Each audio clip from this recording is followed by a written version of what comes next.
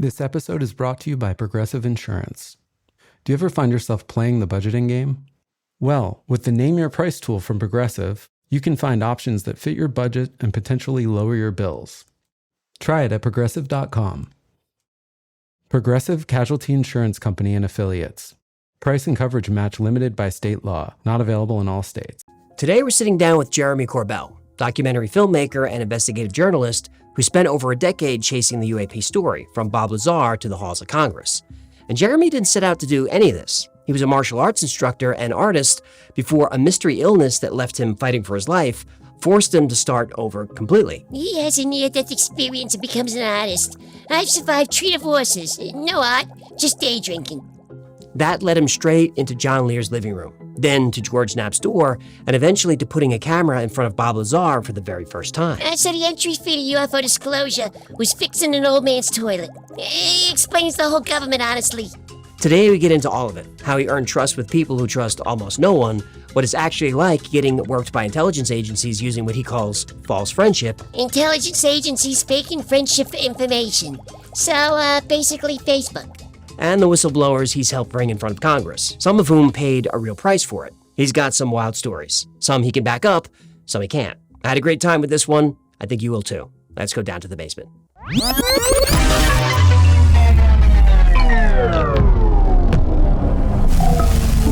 Jeremy Corbell, welcome to the basement. Thanks for having me in the basement. I'm excited. Man. Yeah. First question is a two-parter. Is what kind of art do you make with your own blood, and do you use any other bodily fluids? It's gonna be that kind of party. Yeah, here we go. What? I mean, that's crazy. What do you? Yeah. What's going on? That was a phase. You know? That's a crazy phase. Yeah. Wow. Well, it's just, No, I want to know. Yeah, no. So you've done some research, man. Have I said that publicly? No.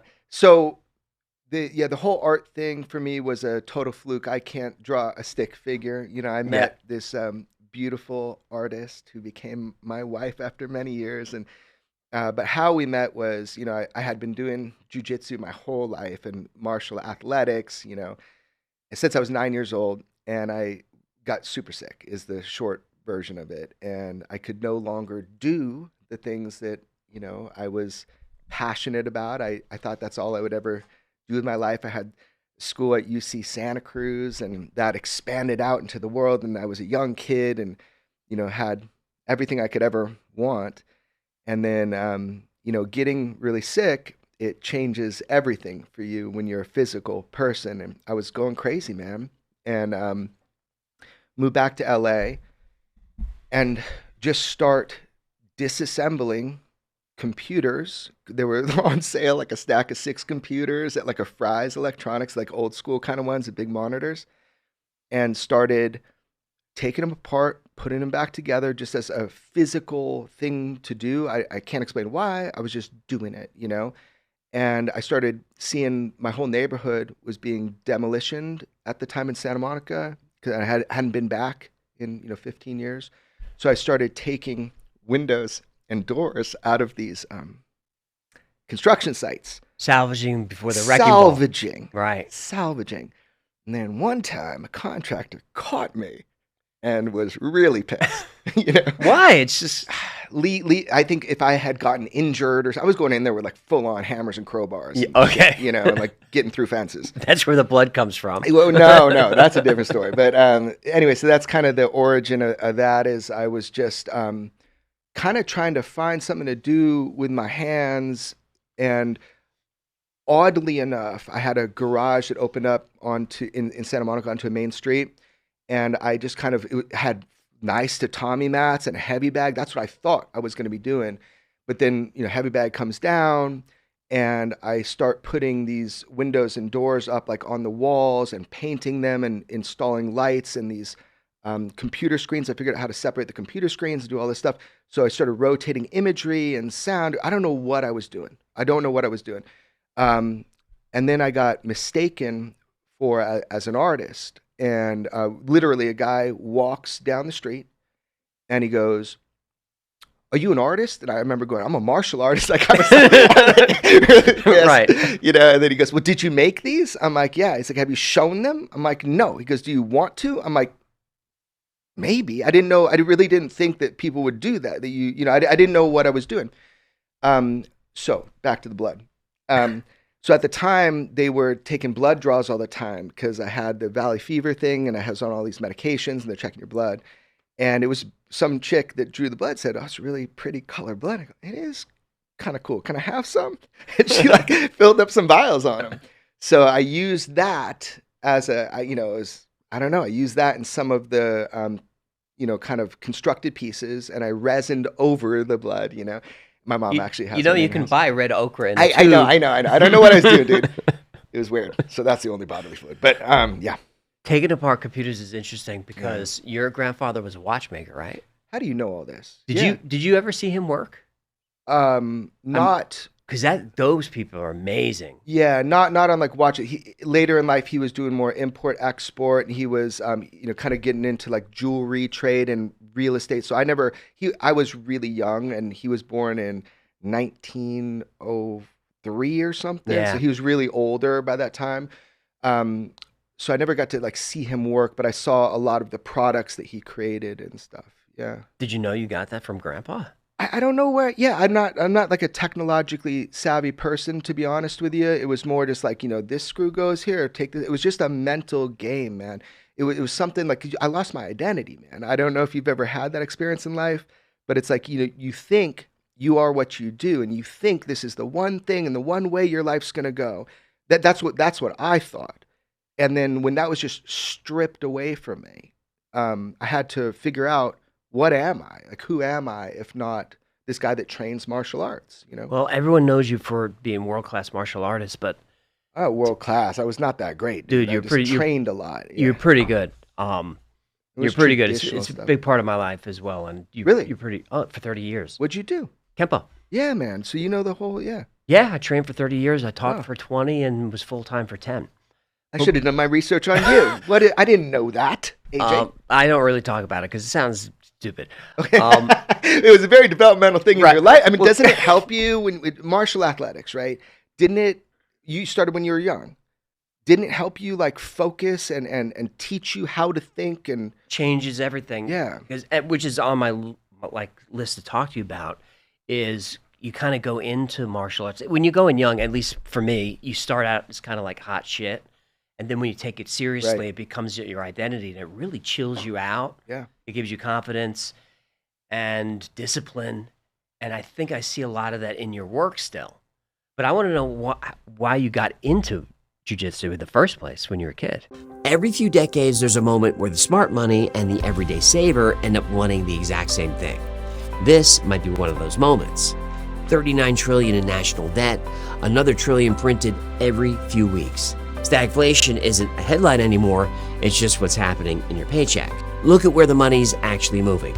Gold's up around 35% over the past year. Silver's up 125%. The stock market, about 27%. Bank of America is now forecasting silver at $309 an ounce. Top banks are projecting gold at $6,300. These aren't fringe predictions. They're coming from the same institutions that spent years steering people away from metals. Now here's the part most people don't know. You can move an existing IRA or 401k into physical gold and silver. No taxes, no penalties. That's what Golden Crest Metals does. It's a boutique firm, no call center, no script reading, just real people walking you through it. Free portfolio review, free info guide, zero obligation. No pressure, no overselling, no talking down to you or around you. You get straight answers from real people who care. Go to goldencrestmetals.com/thewhyfiles or call 888-949-9172. That's goldencrestmetals.com/thewhyfiles or call 888-949-9172 for your 100% free info kit. Sure. I mean, probably for all the wrong reasons, like you, it's like I was uncontrolled. I had uncontrolled energy. My parents did not know what to do with me. I was like one of those kids that would like kind of see white and just, taste metal in my mouth and just go crazy. And I remember my first introduction to martial arts was I come home from school and my big brother was messing with me and I just go to punch him in the face and he does something and he just takes me, bam, and I hit the floor and all the air was knocked out of me. I couldn't breathe. Did he execute a technique on you? Yeah, it was like a hip throw or Oh, something. wow, okay. Yeah, I just like, I threw a punch at him. He smashed me on the ground. And I looking up at him and I was so impressed, you know. I was like, course. how did you do that? Right. You know? And he was like, jiu-jitsu. I'm like, what the heck? So that's kind of how I started. I was younger than him. So I actually got in trouble. I used to skip school to go train. I had to get on a bus to go all the way out to the valley, right? Because I was in Santa Monica. And the teacher at one point caught on that I was like, how did you get there? You know, in that amount of time. But that's how I started. And so I was kind of training at this high school before I was in high school. And I will thank my brother for smashing me that one time. Of course. Yeah, that's how I started. And it just gave me focus, man. Like you try something 1,000 times and someone else has only tried it, 100 times and you're going to pull it off. And so it taught me that. Oh, yeah. If you want the skill, you got to drill. Repetition's the mother of skill. Yeah, absolutely. So why did you end up in Nepal and getting sick? Right. How did you get there? Why did you even go there? Because you were still a kid, right? Yeah, I mean, I'm still a kid. I don't know. Yeah, I was young then. Well, okay. I said out loud, so I had this like great thing going, right? Where I had this great school, I had satellite schools, really great community of people, loved what I did. But I just felt this thing where it was like, is this all that I have inside of me? Which is fine. Like, I will do this and I will get better and better at it. I love it. But I said out loud, is this all that I have inside of me? Is this my life? Is this the path that I'm supposed to go on? And like, I swear to God, saying it out loud, it was like the universe answered, right? I used to take my students on 2 trips every year down to Mexico, Mazatlan, and we would train the Sinaloa and SWAT, right, on hand-to-hand, non-lethal stuff, and then just have like a big party and do some festival stuff where you demonstrate. I used to do a lot of demonstrations like juvenile hall, all the flipping stuff we see online. That's not the normal stuff we train. That's for show. That's we had demo team. Yeah, exactly. Yeah. So we would just do demos, around the world, and like don't try this in the alley. No. It's to excite the minds and inspire kids that there is another way, because that happened for me. And one of my teachers along the way was my primary teacher. One of my primary teachers was Sensei David Meyer, and he was all into Brazilian Jiu-Jitsu, and at that time was super new, and I didn't know anything about it. And as he's learning it, he's teaching us as well. And now he's like a coral belt or something. He's one of the top dogs, the Dirty Dozen, they call him. But I was learning that in the embryonic stage. It was not MMA like people know now. You had to go train boxing, wrestling, judo, kempo, jiu-jitsu, whatever, aikido. You train everything, bring it together. You had to like lie to the senseis that you were only studying with them. It was weird. You kind of do, yeah. Yeah, you at that time it was very different. You had to kind of shield that you were doing these other things. So I guess why I found myself in Nepal is because we do the thing in Mexico every year with a bunch of kids from university, but we'd also go to Thailand and train Thai boxing and massage and all that stuff. So I did my normal trip that year. And then I just remember feeling like I gotta just go, somewhere where I'm not me, just like go walk and not fall right back into that role of like I'm teaching jiu-jitsu and all this stuff. So I remember going to the passport people or whatever, the visa people, and being like, where can I go like today? And they're like, well, you can't get into like India. It takes 7 days. Where can I go today? And they're like, Nepal. I had never heard of Nepal. Like I wasn't one of these guys thinking I'm gonna go, to East and like walk the earth. I just wanted to go somewhere where like you could get there today. So they're like, Nepal. Who? Nepal. Okay, cool. So I remember having to go get some cash, and I go, and I had no idea what I was walking into. I land in Nepal, and if I recall, there was some major event happening where some bombs or something had gone off in the city. We can look that up, but it was during that era. Yeah. And I was like, where did I land? It was so mysterious. It was totally bizarre to me, a totally different culture. You ever been? No. It beautiful. I mean, one of the coolest places that I had ever been. But my whole point was just to get out of myself, just to get away. Because when you have like hundreds, if not thousands of students over a decade, it's like people always calling you sensei or this or that. It's not who you are. It's how they see you. So I'm there in Nepal, and I imagine eventually I'm going to like go down to India because I'd never seen it before, I traveled a bunch for martial arts, but you don't get to see places when you do that a lot. You get to see the inside of a dojo, Right. So I remember I go up to this like monastery or something, like a Tibetan monk monastery. And first thing that happens, this is so bizarre. It's like midnight. I'm walking down the hall trying to get away from who I am, to try to discover who I am or something. And down the hallway, shit you not, I hear somebody go, "Sensei." What? I swear on my life, bro. So what happens is this guy starts walking down the hallway. And again, it's super late. Your room was like the size of like this table, basically. Sure. It's just a bed in this little monastery. And some dude I knew from Santa Cruz, California, was leaving at that time. And it was like a cosmic joke. I was like, it was so shocking to me. And so I had to absorb that. And I was like, okay, well, here I am. So I stayed for a little while in Nepal. Were you training? No, I was just trying to just see the world differently, Yeah. And somewhere along the way, because I wasn't feeling sick at that time. Everything was fine. I make my way to Pune. Oh, no, first to Varanasi. Do you know about Varanasi? No. Okay, dude, look at a travel book. Varanasi, aka Very Nasty, is a place in India where you go, and if you die there, then you're not reborn into karma. So you're instantly what they call like enlightened. You don't have to be reborn as a human. So imagine the number of people coming there to die. So, and that is, you look it up in guidebooks where I had no idea, what I was walking into. So you see there people at death's door. You see their bodies being cremated. You see them being put into the Ganges. I think there's two types of people that don't need to be cremated: sadhus, like holy men, and pregnant women, because the babies are pure or something. Everybody else, they do this burning. They've kept the fire alight for thousands of years, they claim, right? Yeah. That is like from the funeral pyre, and they bring it over. So it was kind of like shocking, right? I mean, I had been all around the world. I'd been in slums. This was just a culture that had existed for thousands of years I was totally unaware of. So I'm there. Do you want to hear the weird stuff? I mean, do you want to? Yeah. This is not about UFOs, but this is weird stuff. We'll get to that later. Okay.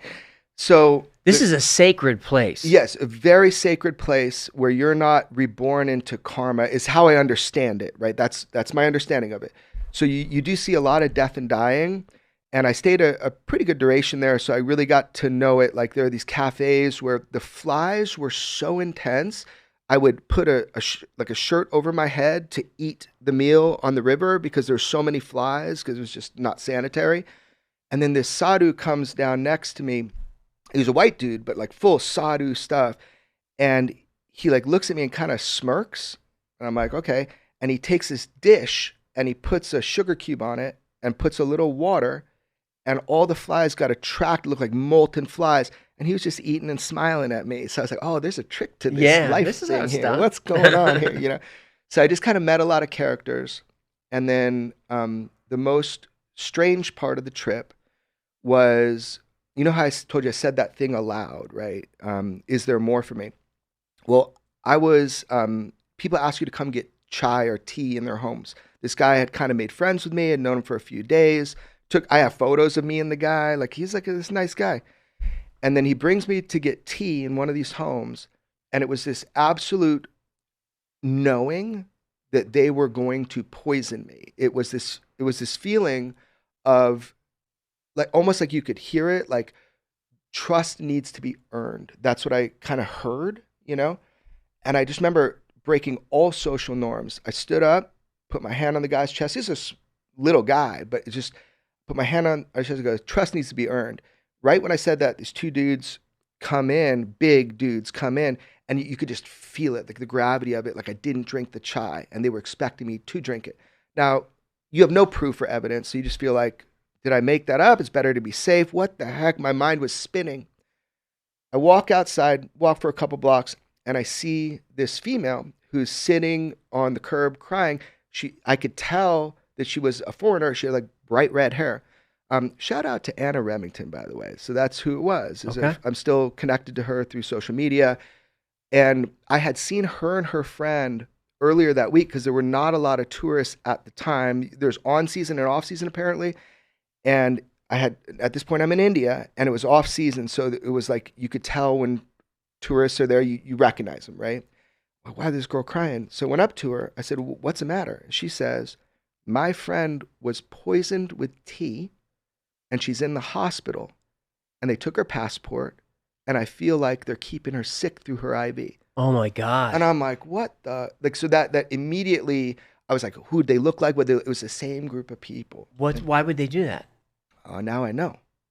Okay. So what happens is go to the hospital, create a big stink, you know.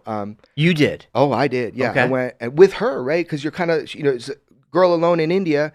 There's me. So we go there, make a big stink. And it was the first time that I'd seen like armed guards at the hospital. And something just ain't right. Like they got her passport, all this stuff. And the girl, Anna, was saying, when my family finds out, like, they're going to get the embassy involved, like implying to me that she has some sort of connection in England where she's from. And I was like, I had no idea what she was talking about. Sure enough, some badass bitch comes in from the embassy with 2 other people. Immediately they get that girl out and they're like, will you, escort them to Delhi? And I was like, we're not even planning to go to Delhi. I didn't know where I was going. So I was like, yeah, no problem. I'll take them. So that's how I became friends with those 2.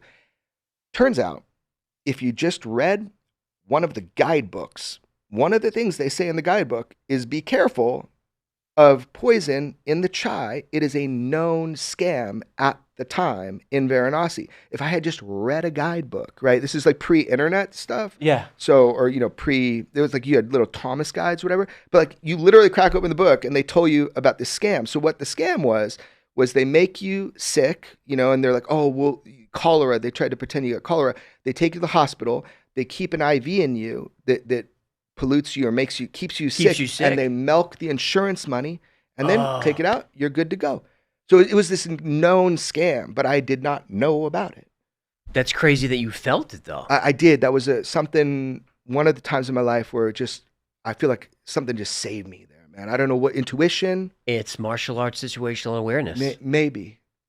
Something doesn't feel right here, man. Yeah, and it was almost more than that. It was just something I felt like I only had a couple experiences like that in my life where you get information that there's no logical way for you to have obtained it, But I guess that kind of leads to my sickness had nothing to do with that. Okay. Yeah, they think I got it like from disturbing of the soil. Like one night I was like slept out on the road, in a farm area. I was just a kid kind of in a way. And then also like in the caves, like if there's like bats, they'll just stir up dust or something. Yep.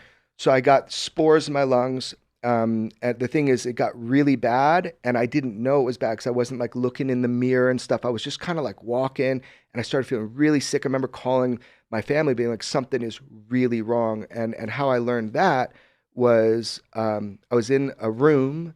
I went down to Pune, India. You ever hear about that place? Nope. Super weird place. There was this guru called Osho. And I was like, I had read some of his books. I want to see what this dude was about. Turns out he was dead anyway. But it was like this cult, man. These big old pyramids. They run this whole city called Pune, India. And so it's this bizarre thing. They like, I went into this compound. I had spent a few days just kind of reading books and seeing and it just felt so creepy. And it felt so culty. And so I was kind of like, maybe that's the start of the investigator in me. I was like, what's going on here, Yeah. And you're sick when you're down No, there? so I'm fine. Okay. And then all of a sudden, Imagine boarding a plane and hearing the pilot say, "Good news, I watched 3 aviation videos last night." Suddenly that bargain ticket doesn't feel like such a bargain. There's a reason you want experience when the stakes are high. That's why Morgan & Morgan is America's largest injury law firm. For more than 35 years, Morgan & Morgan has fought for the people. They've recovered over $30 billion for their clients, and with more than 1,000 lawyers and 100 offices nationwide, hiring Morgan & Morgan is like hiring an army to go into battle. Morgan & Morgan was founded after John Morgan saw how difficult it was for ordinary families to stand up to powerful interests after his brother suffered a serious injury. If you're injured because of someone else's negligence, you deserve to be paid. Morgan & Morgan will fight to get their clients the best results possible. Not all law firms are the same. Hire the wrong one and you may be beat before you even start. If you're ever injured, you can check out Morgan & Morgan, and their fee is free unless they win. For more information, you can go to forthepeople.com/why. I go to bed and something doesn't feel right. And then I must have been, I woke up and my bed was just completely drenched wet with sweat. And I had been hearing like chimes and stuff. And I started talking with my buddy, Ricky, and we're talking. It was like he was there. I kind of woke up out of this and I realized it had been like 2 or 3 days. And Ricky had been dead for a while. Oh, Jesus. I was hallucinating from a fever.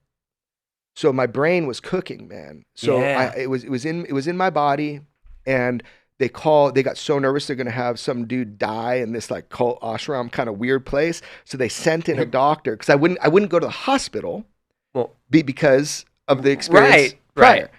So they're like, they sent in some doctor. Do you have a fever? I'm like, I don't know. I don't know my whole life I ever had a fever. How would I know? I really didn't know. She puts like a thing in my armpit to test my fever, and it was 107 Oh, no. in the armpit. So that means your brain is cooking. Yeah. So they panicked and they shot me in the butt with some, remedy or something to reduce the fever. And it was like somebody just yanked my head out of the water. It was like this instantaneous, like a consciousness. I was like, well, fuck, I got to get out of here. So they said, okay, we have your passport. You need to drink this much water in this many days. Like I have video of me lining up the water, doing like a little video to myself, like I just got to drink this water. I'm getting out of here. And I just pounding that water. They gave me back my passport and I left. Why'd you have to give him your passport? I don't know, back in the day, maybe because it was a cult. It was a 'Cause weird. I wouldn't want to give that up. Bro, I was so dumb. I'm a little smarter now, but at the time, to enter this compound, I guess you had to like give them your passport. You're in your 20s, right? Yeah. So you'll do anything. You're invincible. Dude, totally invincible. Mm-hmm. Yeah. And anyway, so that's the long way around it is that happened again a couple more times where they had told me you just have some bacteria. It's different here in India than it is in the US. So you take stuff for your lungs, took like bronchitis medicine, antibiotics, and you'd feel better for a little bit. But then it did happen 2 more times.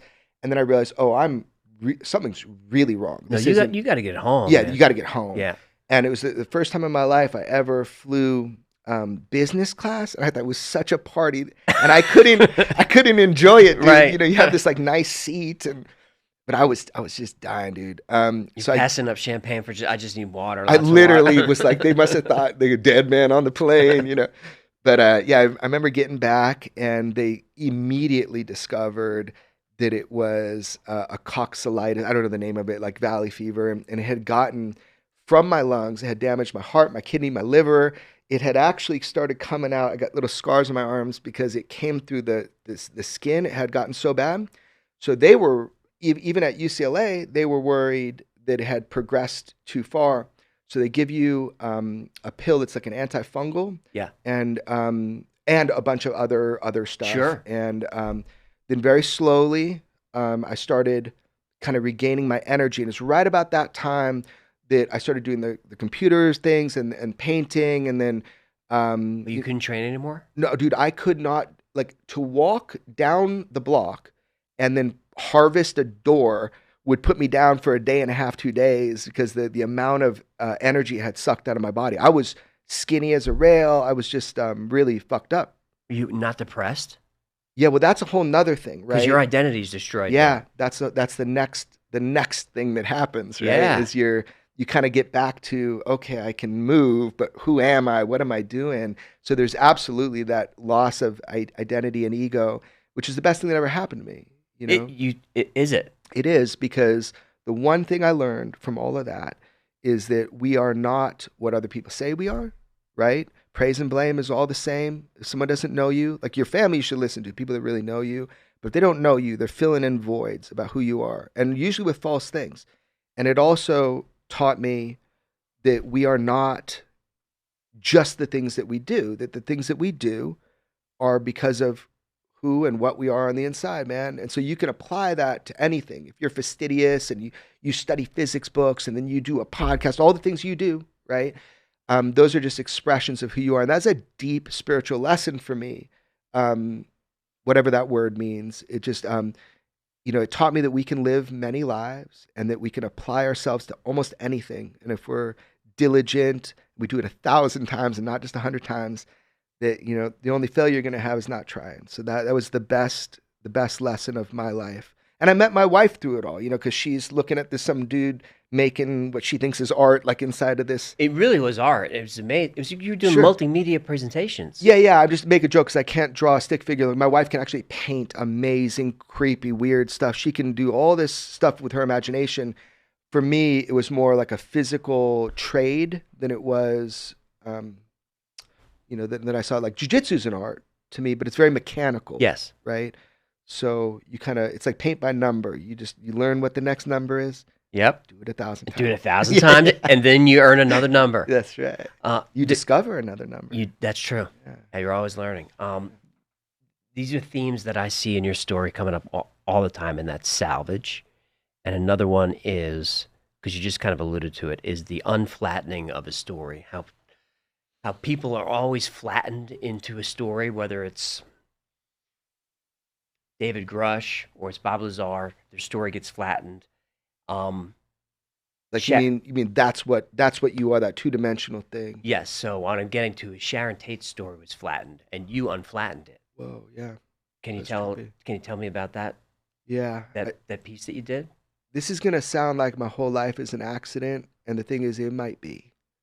It's weird. No, I think it's all programmed. You're following the program, man. Maybe. It's all good. Yeah, that was a weird detour as well. So that odd thing was, I had been doing these little art shows and installation shows in LA, and it was a really fun, really creative time in my life. And I met my wife, met a bunch of friends. We kind of created this community of like doing these art shows, take over a motel in Hollywood or something, and line the walls with newspaper. I love the LA Times for some reason. Newspaper everywhere. I just love the LA Times logo, We'd fill it up, girls in sunglasses, like crazy themes. And then okay, this is a weird one. So I used to do something called warrior yoga, and it was like yoga for athletes. And why I called it that is because I used to teach in juvenile hall. So you had to get these kids' attention. So I'd say, if you don't stop doing push-ups, you'll have free training for life. We're right up here at the university. All students come pick you up. You're good to go. So the idea was to get them to not repeat the habit, get them out doing something physical and good. So a lot of kids came out of that. I don't think a lot of people know that you did that for juvie kids. Yeah, I did it for me too. Yeah. Oh, of course. Yeah. But Taught me a lot. why did you choose to do that? Were you because you weren't a juvie kid, right? No, I was good at not getting caught. Yeah, yeah, fair enough. No, I mean, I never was institutionalized or anything like that. But I think it was that I think I met a couple kids. I knew about the program. And I just asked one day, I'm like, can I just come and teach some martial arts? And they're like, nope. I'm like, what? And like, we can't teach them wrist escapes and stuff. Right, I'm like, right. oh, okay, that makes sense. Right. And so I just started this kind of, whatever balloon program, this little thing. They were very unsure of it, but it was just like, let me give them a good martial arts workout. We called it warrior yoga, so they would think it's really cool. Sure. And let's just see how it goes. And then my buddy, this guy Frank Shamrock, he's a fighter. Of Frank course. Okay. Good friend of mine. I trained with him a bunch, and he trained with us a bunch of the yoga and the breathing stuff. And he taught me so much about how to move in martial athletics.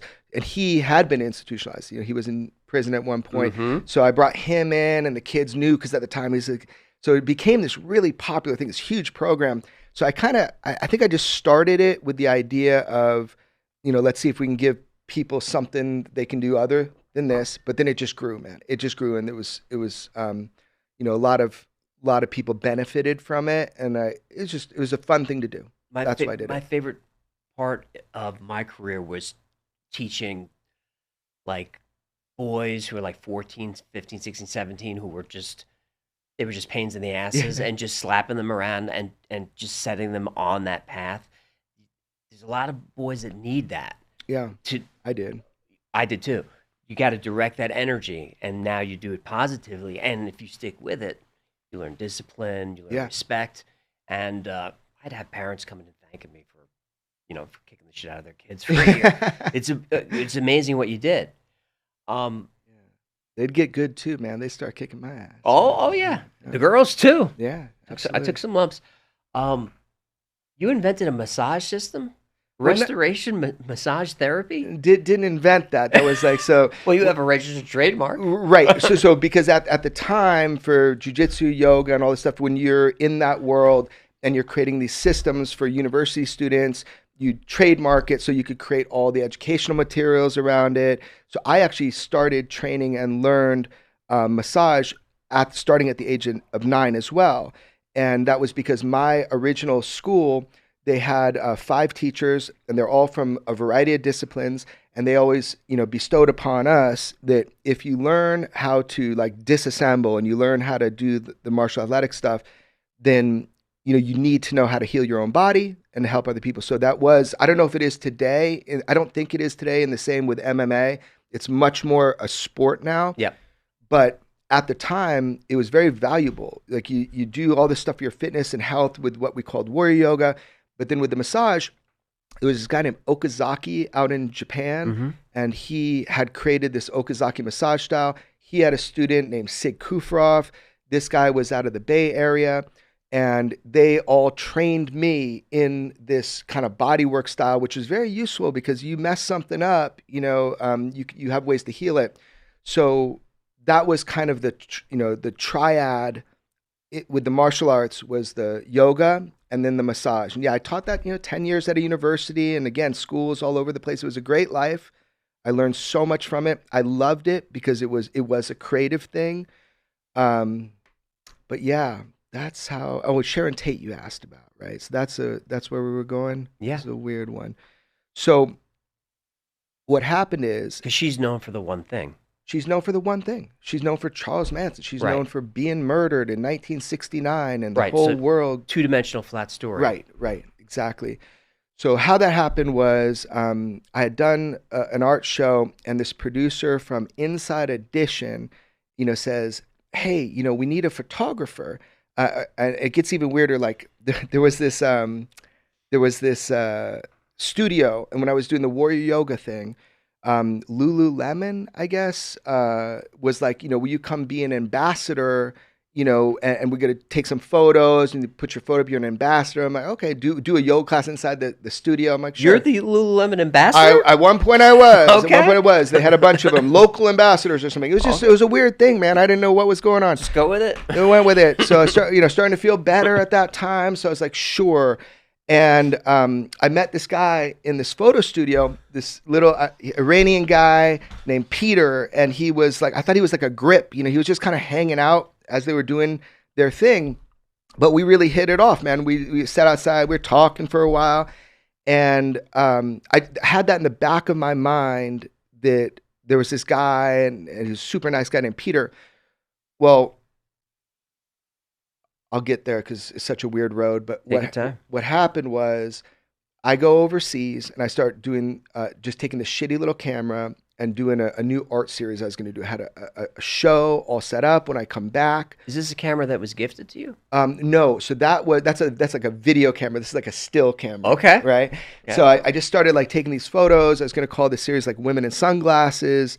And, I was young. I was out, in Europe at this point. And I just went for a little while, and then I got robbed of all of my equipment in Prague.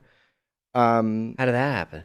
I come back from going to watch Ocean's whatever, like one of those heist movies. Yeah. And I had left in my room in a safe my camera equipment, my hard drives, and I actually had bought some like suits or something like that. So I had like a couple cool suits. And I just had this gut feeling, dude, get back to the hotel. You know, something like, I just had that fear, like something isn't right. Get back to the hotel, the door was smashed in, the safe was wide open, and somebody had and there was like 3 security doors, like a hostel, but there were like 3 security doors, and then there was this like private, room with a big fucking door. And somebody had come in and smashed everything and stolen everything. How'd they get in the safe? Great question. I don't like it. No, I don't like it at all. So up come the stairs, there's this gigantic Serbian dude. And he's like, do we have a problem? And I'm like, yeah, we have a fucking problem. And I knew instantaneously that this guy was a part of it, right? So my dumb ass pushes him up against the wall. And he just like smirked at me. Like, there's nothing I could do to this guy. Like, he knew something that I didn't, and it was fucking frightening. Next thing I know, these investigators, these cops come up, and they were like, you're going to jail. You are? Yeah. And I'm like, for assault? Well, I was like, why? And they're like, because you don't have identification. I'm like, yeah, my passport was just stolen.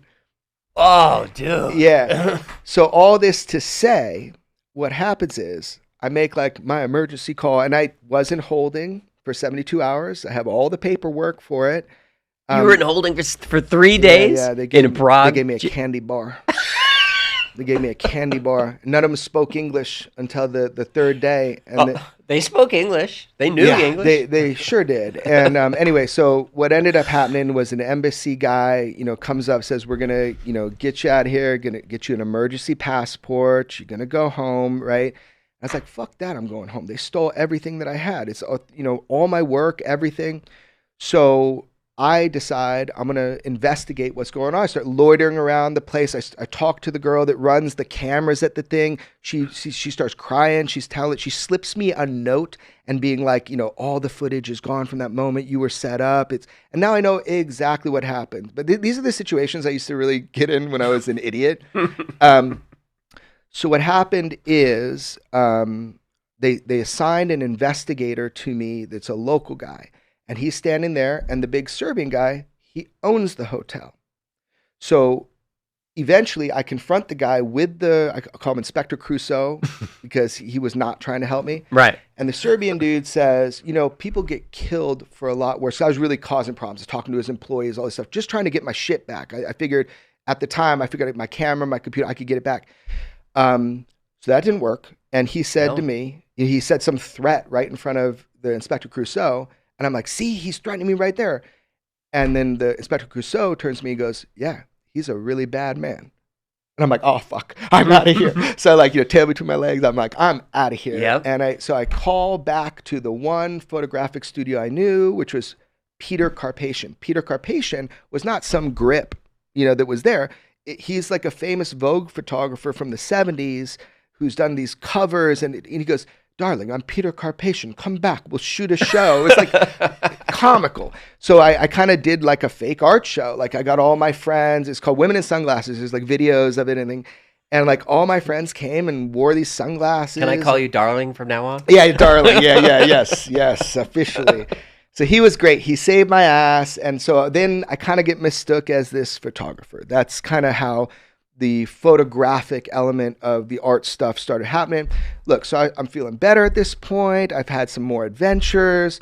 And then I get a call and they said, at that studio, we need a photographer to photograph Sharon Tate's wardrobe on a model named Lauren Hastings. And none of this is all like gibber. I was like, wow, I didn't, I just knew Sharon Tate, like you say, 2-dimensional, right? I'm like, well, that's kind of creepy. You don't want to do this? I'm like, yeah, sure, why not? So I went and I, right before the guy Peter Carpathian had taught me this Polaroid camera, this old school press Polaroid, how to rip it out. And I threw it on the ground once. I stomped on it and created these cool patterns. So I started doing that all the time. Sharon Tate's sister comes in and she's watching this, shoot, which I had no knowledge of the fashion industry and why this was important. I just knew Sharon Tate was this like person that had died. And her sister starts crying. And I say, I can do I'm an artist now. Like I can do better than this. We can do a whole thing like honoring your sister. So I made this kind of arrangement with her that, you know, I would do, it was like a 10,000 piece art show because of all the Polaroids. And I built dresses out of Polaroids, and I did these huge, large format ones. There's a bunch of video of it online, like LA Times covered it. I saw it. It's smashing amazing. Success, man. Yeah. So out of nowhere, you know, I've got this like art career, and it's pretty good. It's pretty awesome, man. Yeah. So kind of just going with the flow and flowing with the go and enjoying it. That's what happened. So then, so Jeff gives you a video camera, right? Jeff Murad. Yeah. You still talk to him? I do. Yeah. Good. He comes to some of the, you know, whatevers. The events, whatevers? Whatever things. Yeah. He's a sweet kid. Yeah. He's a sweet kid. Yeah. So Jeff gives you the camera, and you still have that camera? I do. Canon 5D Mark II. I filmed all my movies. Wow, 5D Mark II. It's not even the good one. Yeah. Well, it was pretty good back in the day. It was. He gave it to me for my wedding with my wife, and we just started, you know, kind of using it on their road trip across country for our anniversary, and that's how I kind of learned to frame and do it. Well, I read that you were practicing on your honeymoon. Yeah. Have any of those videos you want to? I do, man. I was like, you know, we're in Texas and there's a long road and we're lighting off fireworks, and, you know, yeah, it was kind of neat. It was a way to document our kind of honeymoon, and yeah. What I like about you getting the camera is maybe you started to learn that for some reason people will open up to a camera. That's precisely what happened. Yeah, that is exactly what happened. And it kind of started with like my grandma, right? You know, I was telling you this story outside there, which is that I had made this art piece of the Battle of Los Angeles, a very famous UFO UFO thing where the United States military shot up 1,300 or 1,400 12-pound mortars or something like that. Yeah, this audience knows this. So Okay. Yeah, it's like some big event. Yeah. And you could see it from the Palisades, and two of the windows I harvested were viewing that way from the Palisades. So I thought, well, I'm going to take images from the LA Times, rebuild that as if you're looking out. And then I did like a dual panel, and it didn't sell. So I naturally, what do you do when you're a kid? Your art doesn't sell, you give it to your parents. So I went and installed it way high up where they could never get it down in their house. And my grandma just walks by and she goes, I saw that. And just walks out the kitchen. I'm like, yeah, hold on. What do you mean you saw that? You know? And I sat her down, and, you know, kind of, she told me about seeing the Battle of LA, this object being shot at in the sky. Mm-hmm. And then she also told me all this stuff about my family that she had never told even her own daughter, my mom. On camera. It was like, I don't think anybody had ever sat her down with a camera before. And it was just like, I saw this thing where just pointing this camera at somebody, not even about UFOs really, this is about family stuff. Mm-hmm. They just told you stuff that would have been lost forever if you didn't point the camera at them. And so I like to make the joke that camera became my passport into everything unknown that I wanted to know, or at least it had the potential to be that. It's a weird thing. You point a camera at somebody, and they have these things that they want so desperately to say, just to get it off their chest, not to be public a lot of time in the UFO, just to say it. Yep. So I learned that really quick, that is, I could be misidentified as a filmmaker. You know, that's kind of what happened. Wow. What were the secrets of the family that she told you? She had, at one time, had a daughter that didn't make it, and she had never told my mom. Wow. Yeah. Just something she had just never told my family. How did your mom react to that? Oddly enough, it's weird we're talking about this. She didn't have the heart to watch it. I told her about it. But yesterday, on my way over here, she asked for the video. It's about 28 minutes. So she's probably has watched it now for the first time. And that was like a decade, 15 years ago. I don't know, something like that. Because of Sleeping Dogs, I feel like I know your mom. Oh, she's so sweet in that. And well, she's a gangster. Yeah. But yeah, she's what you see is what you get with her. Yeah. She had me choked up a couple of times during the movie, to be honest. It was that's a really hard time in my life, and she was going through it too. There's a lot, not said in the documentary, like what she had to go through. And she's had to sit down with agencies before because of threats. So she really, my mom's been through a lot, 3 boys, but that was a very hard time for all of us. And, the kid Michael captured it all, or a lot of it. Kid Michael. We'd have to get his name right. Yeah, Michael Lazowski Yeah. and Sleeping Dog is the movie. Yeah. Sleeping Dog. It's a great movie.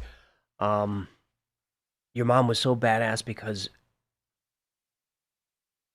I think he asked her, do you wish that Jeremy never got into this? And she said, no, I'm glad he did it. Yeah, that surprised me that she said that. Me too. Yeah. I didn't see that coming. I want to talk about John Lear, but we're coming up on a break. Yeah. Well, we'll leave it with this cliffhanger. We'll come back. We'll talk about you fixing John Lear's toilets. I talk about John Lear a lot on the on my show. So when I saw Sleeping Dogs, I was like, "This is gold." I had no idea you spent so much time with John. Yeah. So much. Yeah. How did you even come to learn about him? Right. How to learn about him? Well, he was like the godfather, man, from the Art Bell era that we've talked about. The one looming name is this enigmatic character, John Lear. Used to fly for the CIA. His dad invented the 8-track stereo. It became Motorola, the company. Like, he knows all these insiders. Man, he had some crazy theories. I mean, he was just like this omnipresent personality in UFO land before it kind of moved into mainstream. He was the guy. He was infamous. So I'd heard about him because of, I guess, originally the George Knapp interview with the shady with the in black silhouette. background. Yeah. Yeah. So Yes. the Dennis interview and John. Oh, the Dennis interview. Yeah. Okay. Yeah, that was that was when Lazar came forward to George Knapp and was in silhouette, so you couldn't see his face, but they called him Dennis. And that was just repeated over the airwaves. That was just like everybody was talking about that in UFO land or whatever on the radio. And I remember, must have been 13, and I heard that. I think I heard it before I saw it. And, kind of that's when George Knapp's name got on my radar too. And this Bob Lazar character, because he ended up coming out as Bob Lazar. Mm-hmm. And so John was, woven into that story. And, what you get is you read all this stuff about it. But these people are just like these voices and then these stories. And then maybe you see like, a news clip of them and they become a little more real. But I was always fascinated by that. Hearing what Bob said really flipped my script. And we had talked about this for a second, but I grew up knowing that UFOs, that aliens, they're probably real, but they're not coming here. That's what we all grew up knowing because the distances are just too vast. And I bought into that. I thought, well, that's weird, but why are people seeing them, right? But I wasn't like obsessed with it. It was just, it really sparked me to hear this story because of what Bob said. And Bob said, instead of like a reactionary propulsion system from rockets to roller skates, you push something out the back, you go forward. He says what was different about these craft is that it basically created a gravity well. You're falling into time and space. And I'm like, you're falling. So you're not pushing out the back, you're falling in. And I thought, and I was a dumb young kid, but I thought, if what he's saying is true, not his whole story, just like if craft could do that with science, then distance no longer matters. You're falling into space and time. You need a lot of energy to do that, but you're falling into space and time. So distances no longer matter. So why wouldn't? And he's saying this 25 years before the Albuquerque Drive. Right. And we were talking earlier about the exploring multiple dimensions, compressing space, searching for Kaluza-Klein particles is what it is. Bob didn't specifically say Kaluza-Klein, but he was talking about tech that they're actually looking into right now. Yeah, and Bob would be the first to say all these years that all he knows is what he's seen, touched, and shown Words on paper, he was told some wild things, but he didn't know, and to this day doesn't claim that he knows that was true, because there's always disinformation sewed in with real information just so you can identify leaks. That is a standard practice in any black budget program, anything. But so Lear was this gigantic persona, right? But I knew that he was close. I think how it happened in my mind was I knew he was close to the Lazar story, which I knew was the most fascinating to me. Because remember, at that time, before the movie I made on Lazar was out, this was all sub stuff. It wasn't pop culture stuff. The world had not changed with UFOs at the time. So I was just like, who could I actually reach? And like George Knapp, I mean, I called John, I emailed John, nothing for a long time. But one time he did pick up his phone, and his immediate response was, "Come on here, Las Vegas, Nevada. Here's my address. Come visit me." Like click, like it was like totally insane to me that somebody, nobody knows. I'm not doing UFO stuff, but just I think he like was lonely or something. You know what I mean? I saw the movie. I think he was. Yeah, I think he was. And so And he really wanted someone to talk to. he did. And I think he just opened, I think I came at the right time. He opened the door. I had a camera, which he thought meant something, and I was honest with him. I was like, I've never made a movie, but I'm fascinated by this. I want to learn from you. Can I record some of it? So that's how it happened. It was just very naturally, but I was dogged about it. It didn't just like come one time and figure I got it all sorted out.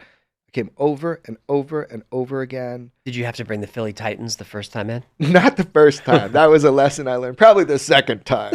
Yeah, I had to smuggle him cigars. Contraband. You want the story? Got to bring me Titans. Yeah, that's right. From Walgreens. That's right. Well, at first he wouldn't say shit to me, and that is very real. So the thing I really appreciate about Michael's movie, by the way, is that the one thing I told him is no movie magic. Don't skew things with time. Show it like it happened. Like I hadn't even looked at the footage. You talk with Michael, like I would describe a story to him, and he'd be like, "No way." I'm like, "Dude, watch the footage," and he did. He'd be like, "No, it's even cooler than you said." And he reminded me of stuff.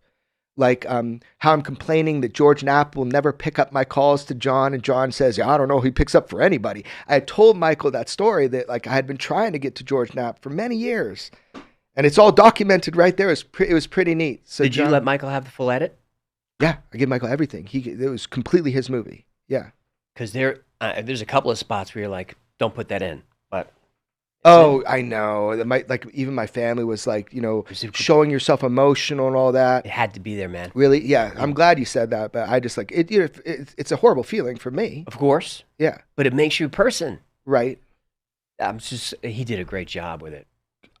He's a really talented filmmaker, and it was a heavy subject. He had to go through, just thousands upon thousands of raw footage that I had never looked at.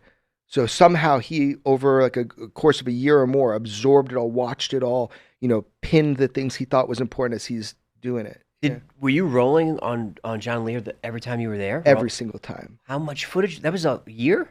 Dude, ask Michael, he'll tell you the exact, but thousands of hours, man. Oh my God. Yeah. Dude, how many years? 8, 9 years filming with Lear. But like the first time that I went out to film with John Lear, I was such a dumbass. I figured, what's the first question you ask? What is your greatest piece of evidence that UFOs are real and extraterrestrials exist? It was like that. That was I just came in hot like that. And it's just, I thought it was simple. Like this guy had something. It wasn't that. It's an accumulative weight of relationships and evidence and understanding that brought John to some weird places that he believed. How did he come to trust you? I think trust fluctuated with me and John. I could see it in the movie. Yeah, I was his least favorite person, sadly, towards the end of his life. Yes. He is a very complicated guy. He had a great sense of humor. He had a great laugh. I loved him like family, always will. But it was a kind of up and down relationship. So at first, of course, he doesn't trust me and he's using me, and he wouldn't even talk to me about UFOs. Like that's real. When you see him just like smoking his cigar and barely looking at me, and then he'll go take a nap. It was just like he's letting me film him like a animal in the zoo. Like, it was just really bizarre. And that's his whole setup is weird, man. Yeah. It's like a hoarder, yep, kind of. yeah. TVs everywhere. I mean, it was like a sci-fi set. It's like a sci-fi set. But this was like legit man. This is yeah, who he yeah. was. That's John came as he is. Like that's John Lear. I mean, the whole TV thing. Like back in the day, he would have like CNN on one, Fox on another, BBC. He'd have all the news separated on these TVs. And then he'd be playing tapes, reviewing stuff. People would mail him like me now. People mail random things, and you're like, should I even watch this? So that setup was probably useful at one time, but I'm kind of coming in at the twilight of his life. You know, he was a very different person before I met him, is what I've heard from everybody. And he was fucking with me from time to time. You know, the whole thing with this toilet was I just kept like I'm trying to like film.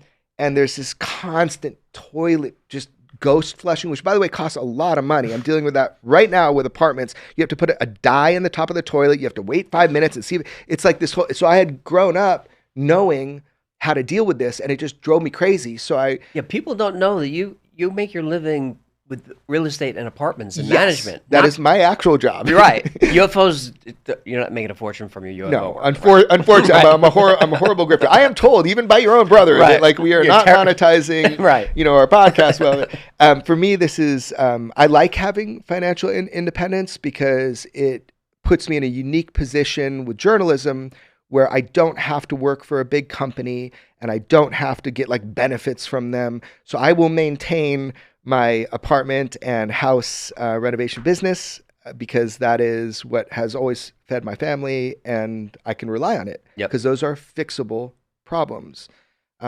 Literally just fixing some apartment toilets 3-4 days ago. So, but I love that. I love that because they are fixable problems, and it relieves my mind. It's like going back to the computers with unbolting them back. It's very simple. But with John, it was very simple. I fixed his toilet so it wouldn't make this sound when I was recording. Then he realized, gold mine. I've got a smuggler and a handyman. Yep. And man, did he put me to work. Did he? Yes. All around the house? All around the house. What are you fixing? Everything. And he thought I was a computer whiz too, and I wasn't. I'd have to like call my brother who's like way into computers and ask him. And then half the time John would just have his cap locks on. And there was no light on the thing. And I saw that rat's nest of wires under his table. Oh, God. I had to sleep on that floor the first number of times. And I was really? Yeah, because I didn't have a ton of money. And it was like I was going out there every weekend that I could, and buying the gas. And, so he let me stay after some time, would let me stay at his place. I graduated to George Knapp's place. He had mercy on me after he saw my living conditions, But yeah, it was just many years of getting to know these guys. And that's why I can tell you, for matter of fact, that John Lear was not a paid disinformation guy from the CIA. I've heard that a bunch, right?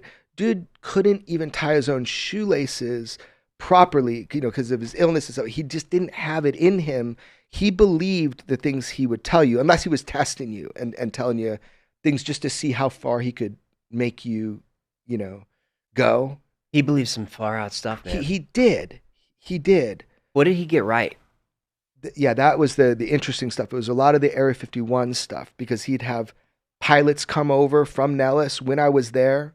And he would, he still had a lot of connections within intelligence agencies. And he was like this guy that people would just talk to. For some reason, maybe because they knew there would be no judgment, because he didn't have a bullshit meter. John didn't. Like, he would just take everything as gospel. It was super bizarre to me. And I don't know if that was just later in his life or if he was always like that. But he was definitely a safe person to talk with, other than the fact that, he would blab about it.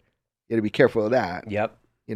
But I think a lot of people came to him because he wouldn't judge them. They could tell him the weirdest stuff that has ever happened to them, what they saw, and he would just listen.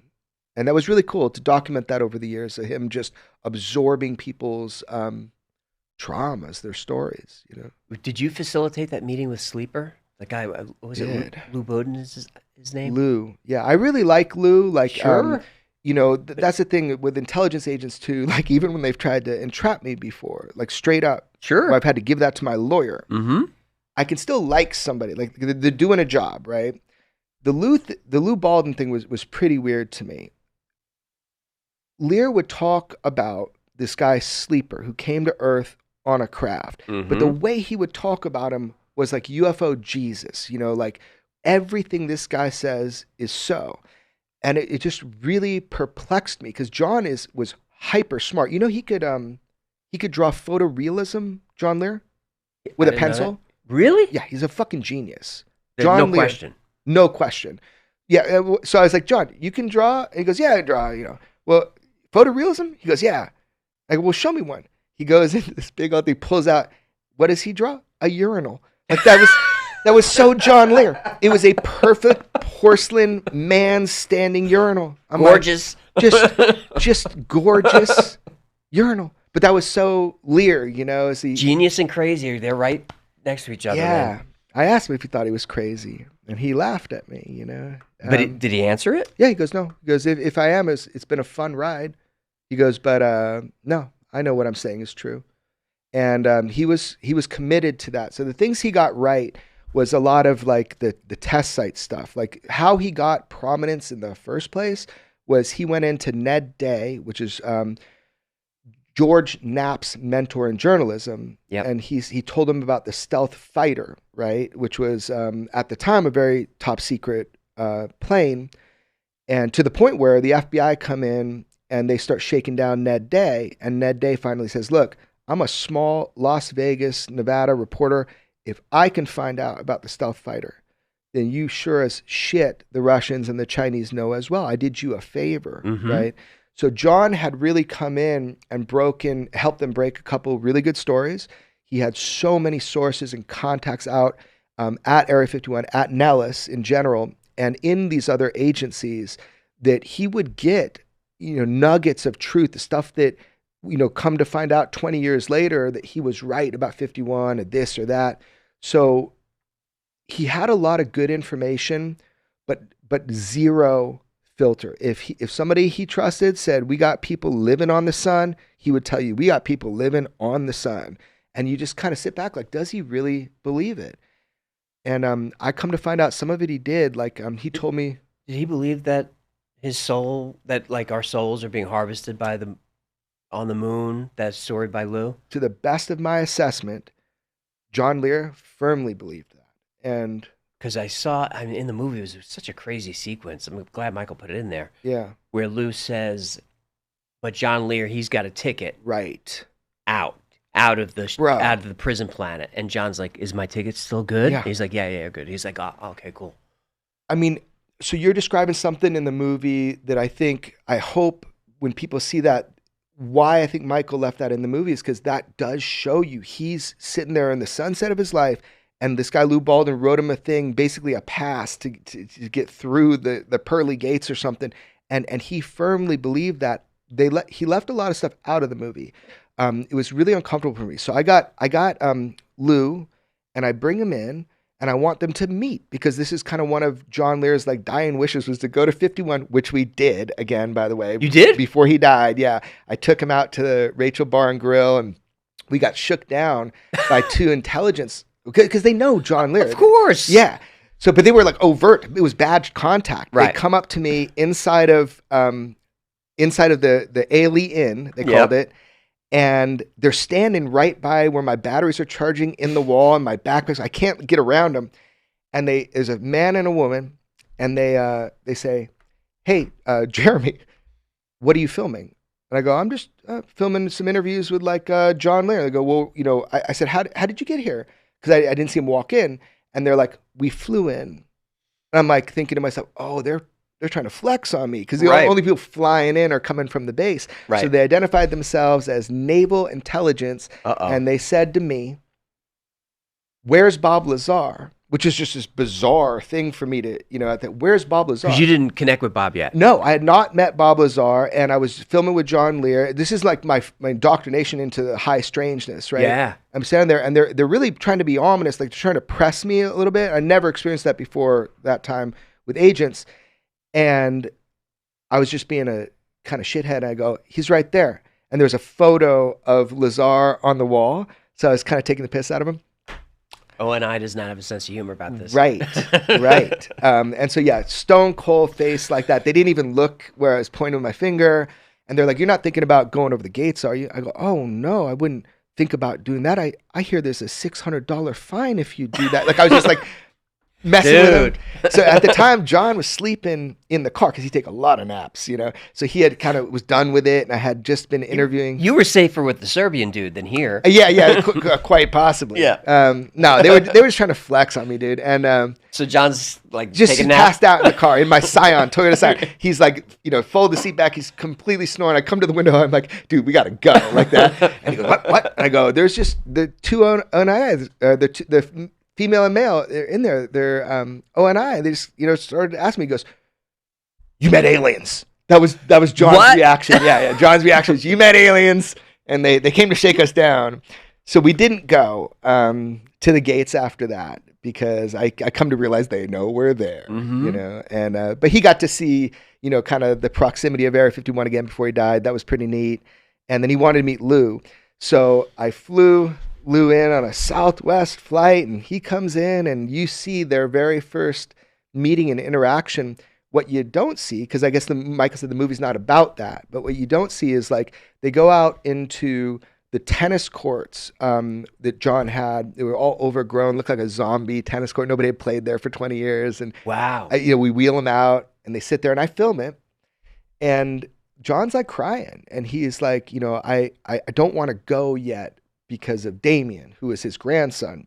And Damien had kind of some hard things happen in his life, but that's when I could see that he's like talking to this guy, Sleeper, Lou Baldwin, and he really believes that, you know, there are soul catchers, that the aliens are involved, and he's worried about his son, who he's known, or sorry, his grandson, who he's known has been abducted. And I don't know, man, I call this UFO disease. It's like when people get so deep into this and they don't know the answers, we don't know the answers, we like to fill it with what feels best to us. And I really fight against that. I've heard it all, man. I've heard every theory from credible people. Yep. I don't know the answer. And so I'm not going to fill it in because I've seen that go wrong with everybody, man. But you naturally want to fill it in. You want to. So you just leave the hole there. Leave the hole. Be okay with it. You and Michael should talk about doing like an extended cut. So Right. I'd love to see some of that stuff. Yeah, it's awesome. It was kind of heartbreaking to see your relationship with John. Those last sequences were rough, man. Yeah. When he died, were you not on good terms? We were not on good terms. Basically, what happened was, so I'd been filming for a number of years, and you know, the idea was, hey, I'm gonna make a movie out of this footage, and you know, that made him feel good, and that was the plan to do so. But what happened was he stopped my ability to do that. He basically signed over, you know, his life rights to a family member on a napkin, which completely cut out my ability to have autonomy on the film. So at that time, I had gotten very close with George. We had started working together. There was a trust that we built over time. And I had also met Lazar. And I had always told Lazar, I was like, 3 minutes of you talking would mean so much to the world right now, because everybody for over a decade has, I mean, probably longer than that, has been lying about you. And I know that now, knowing you, and I've known all your friends, and I've heard from you this stuff. Just let me push record for like 3 minutes. And that's that funny scene where when he actually first comes in. Well, hang on. We'll get to Bob in a second. I want to know what was going on when he signed away the rights. Is that just a fuck you to you? You know, you were there for you. I mean, I know. you helping him put a shirt on. I know. Pillows on the couch. You know, I don't know. He was a complicated guy, and I think that I don't want to say it. I just feel like maybe people were taking advantage of him a little bit. You know, like everybody thought he was a meal ticket. You know, so I don't know why he did that. I don't know why. I didn't take it personally. You didn't? No, I didn't take it personally. It was like, you know, he had a tumultuous situation going on in his life. If you just kind of look through public record, sure, tumultuous situation. And I feel like he said it to me like, this is what we're up against. And I go, what do you mean this is what we're up against? Like, why did you do that? Like it cuts out. I'm like, I've literally done this for all these years, and I have nothing that I can, like, this doesn't help get a movie made about you. So I just kind of like, it just didn't feel right anymore. I didn't take it personally. Like, it didn't, I understand his psychology. It just, I don't know if he was at the time of right mind when he did that. He was on a lot of pain pills and stuff. You mentioned I don't know, that he wasn't getting the right care at the end. That's, I'm not one to judge that. I just, I would say it didn't feel right to me. He didn't look good. He did not look good. He didn't look good. He flatlined once in between our filmings. That's that call you hear. He's not doing so good, I say, and I could come out because he had flatlined earlier that week. So we knew he was kind of like, not long for this earth. But he ended up living longer and long enough to be pissed at me. But what he was pissed about was I ended up making a film that I could make, and it wasn't about him. And I think that really pissed him off. And then he had some poisonous people in his ears, saying that I just used him that whole time to get to Lazar or something like that. Not true. No. And George knows that. Everybody that was there know that I really, in good faith, was trying to make that film. He made it impossible. It's clear it was in good faith. Yeah. All right. So then, I guess you get a call from John, or John tells you, "Hey, Bob's coming over." Well, I was actually there already. You were there at John's house. I was at John's house, and he had always kind of said this thing that, like, Lazar might come over for my birthday, because I'd filmed a couple of his birthdays at that point. So he was always kind of using that as like a, come down and hang out with me and bring me some Philly Titans, right. fix some toilets. Bob could show up. Bob could show up, So I didn't fall for that anymore. But then sure enough, one day, I guess Bob was in town, and I was there, and he called through, and respectfully, I turned off the camera when they were talking. Lear would always want me to film every time he was on a call with like Dr. Mitchell and all these people. Yep. And it just felt weird because they didn't know, Right. So I'd turn off the camera. You really did? Yeah, every time. Yeah, because I don't, yes, I'm not like. A lot of dudes would roll. But then how are you going to use it? I don't know. Can't use it. It's not moral to use it. It's not. Yeah, unless you ask them after. Yeah, your morality got in the way of some. Well, now I record everything. so now, like my life now, everything is recorded. Like I have Nest cameras in my house, and they're 24/7. Every call is on speakerphone. That's for my own, so no one can lie about what I say, which people have tried to do. Of course. So everything is documented to a high degree in my life now. So did you tell Bob in advance, we're not rolling, we're good? Yeah. So I actually took the camera and tripod and everything and the recorder, and I put them away. Oh, nice. Just so that when he came in, because I didn't know it was like, you trap a feral animal. Like I didn't know what he was thinking. He had not come public at all, and you had just seen people saying all this garbage about him. And again, I know all his friends now, so I know it's bullshit. So when he comes is like in, 2012 or so. I'm so bad with that, but probably around there. We can look at the timestamp on the footage. Because John died, I think, in 2016. Okay, that makes sense. Okay. Yeah, I mean, so I have to go back to footage and look at timestamps to know exact dates, but It's just like Bob wasn't super famous. no. So that was the whole thing. It wasn't in pop culture, and so I didn't want him to feel trapped. And Lear just wanted anything to be filmed at all times. So I put away all the cameras and stuff, and then Bob comes in with Joy, and they just have a powwow, and they're laughing, doing all this stuff, and then I see my kind of opening. And I say, look, I don't know if you're telling the truth or not. Like, I have no judgment on it. I would love to know, but here's what I do know. And I do know that people are saying the craziest stories about you that aren't true. It's very targeted. They're trying to dismiss you. Like, can I just turn on the camera for 3 minutes? It will make a huge difference. Put it out on the internet. I was thinking something like that. And he said, yeah. So I just got the cameras, turned on, and that's the first footage you see. I actually made like a short little film about it because he went far longer than 3 minutes. And that's the first time you hear Bob Lazar put his foot down and say, I know that UFOs are real. I was inside one. I know they're made with a science and a material that we have never been able to make. And he just went on this rant. And John was looking at me like, holy shit, because he had never heard Bob stand up for himself in that way. So I knew that was an important moment to learn about who Lazar really is. And How did you get him to do that? Was this another grandma moment? I asked him, I said, can I just film the 3 minute? Can I film a little bit? And he goes, sure. And then I said that thing before, like, I don't know if you're telling the truth, but I know people are filling in voids. And however I set it up, he just unloaded.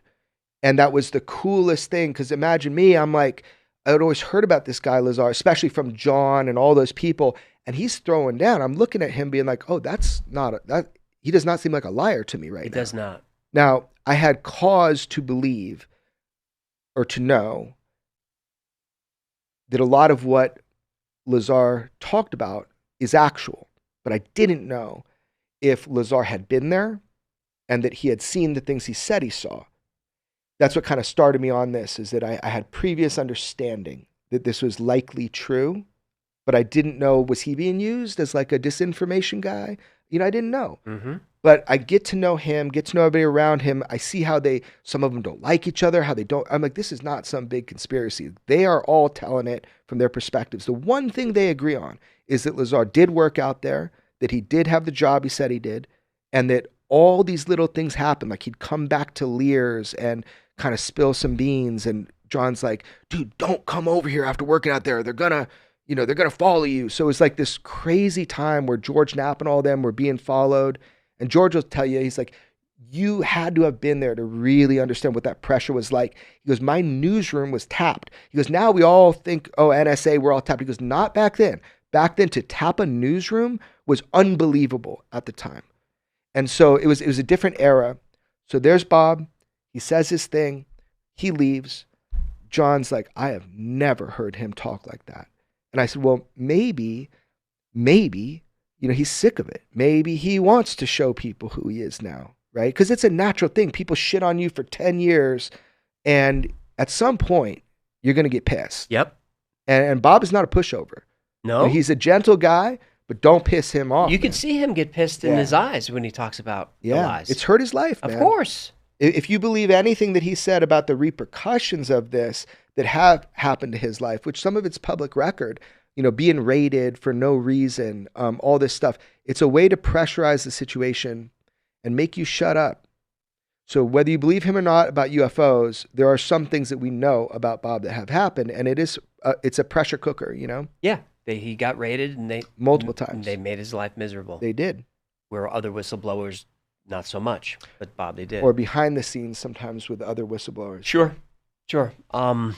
You were probably the first one to bring Bob Lazar to the mainstream. What did you think about Luigi's movie recently? Yeah, I think it was really important because Bob has always said it's important that people could kind of see what I saw. So for Bob, it meant a lot to get those details right because he said everything he can possibly say. Right. But he said that saying it is different than seeing it. And with a big thumbs up, Bob's like, that's what it looked like. And so I think that that's a real service. I don't know how much farther people can dissect his story because he said it all. He's shown it all. There's nothing big he's hiding from anybody, like a name or something like that. So he can be the judge if someone's fooling him or not. I've had so many people come to me be like, I worked with Bob out there, blah, blah, blah. And I know the questions to ask. And if I don't, then I put it over to Bob. And he has certain things that he will hold back just so he knows if somebody was ever out there or not.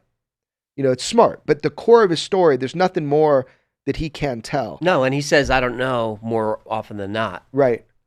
Did you ever come across Dan Bursch in your travels? Yeah, he's full of shit. Oh, he's full of shit. Yeah. But George has a whole thing about that. But I think the important thing is about Lazar's story. So we were in a different era in 2018 that was just on the cusp where things started to change about UFOs because of the 2017 article and whatnot. Yep. But it was still very much in the shadows, especially Bob. My movie was just to show people.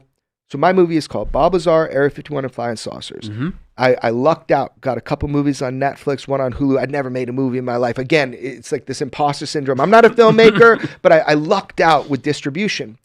So when that movie came out, what I wanted people to see, I wasn't trying to prove the details of Lazar's story. I was trying to humanize him. I want you to see this is Bob, this is his life, this is Joy. Oh, by the way, he actually is a scientist. He works in scientific capacity. He has a laboratory. He does. He is the more science guy that I've met than most scientists. Like he's hands-on physically doing stuff. He's got a cool business. He's got a cool life. He's got doggies. So I just wanted you as a viewer to see, like you're talking about, beyond the two-dimensional Yes. and see him as a person. Because he's flattened as 2D. Yeah, man, more than anybody. And so if you could see that, I was figuring in my mind, if you could see what I've seen, then you have to contend with what he said in a different way. I'm not fighting for one side or the other. I have my own personal conclusions that I've come to, but that's what my movie, what I wanted it to do, was just to allow you in so you see him as a human, so then you have to contend with what he said in a different way rather than just dismissing, oftentimes based on stuff he never said. Mm-hmm. So that's what my movie was about, and it burst into pop culture in a way I could never, Storm Area 51, I mean, I could never have imagined. Yeah, that was you. It was going to get crazy. That was you. Well, that was a kid named Maddie. I know, but...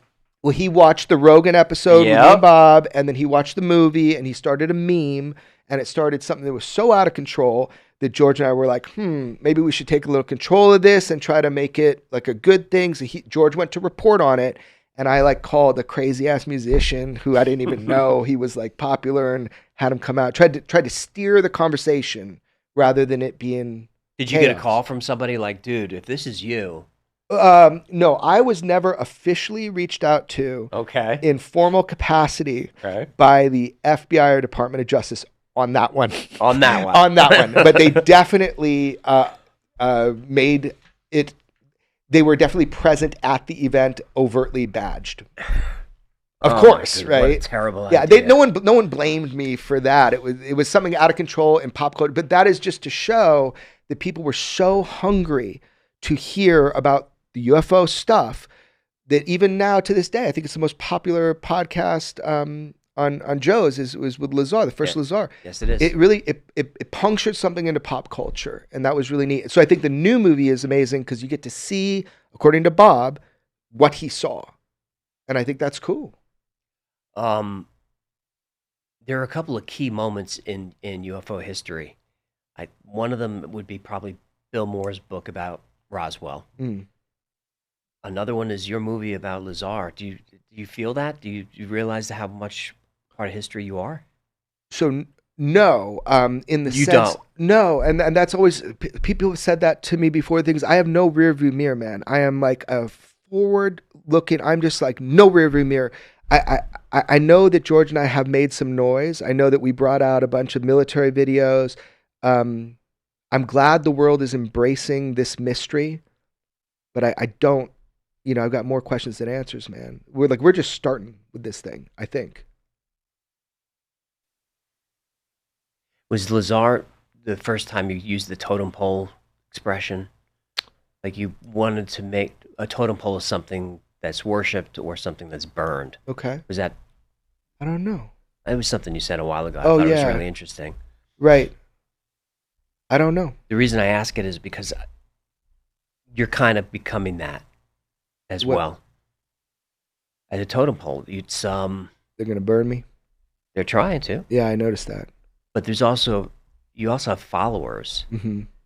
There's an eschatology. There's here's what's weird is What's eschatology? just a belief system. Mm-hmm.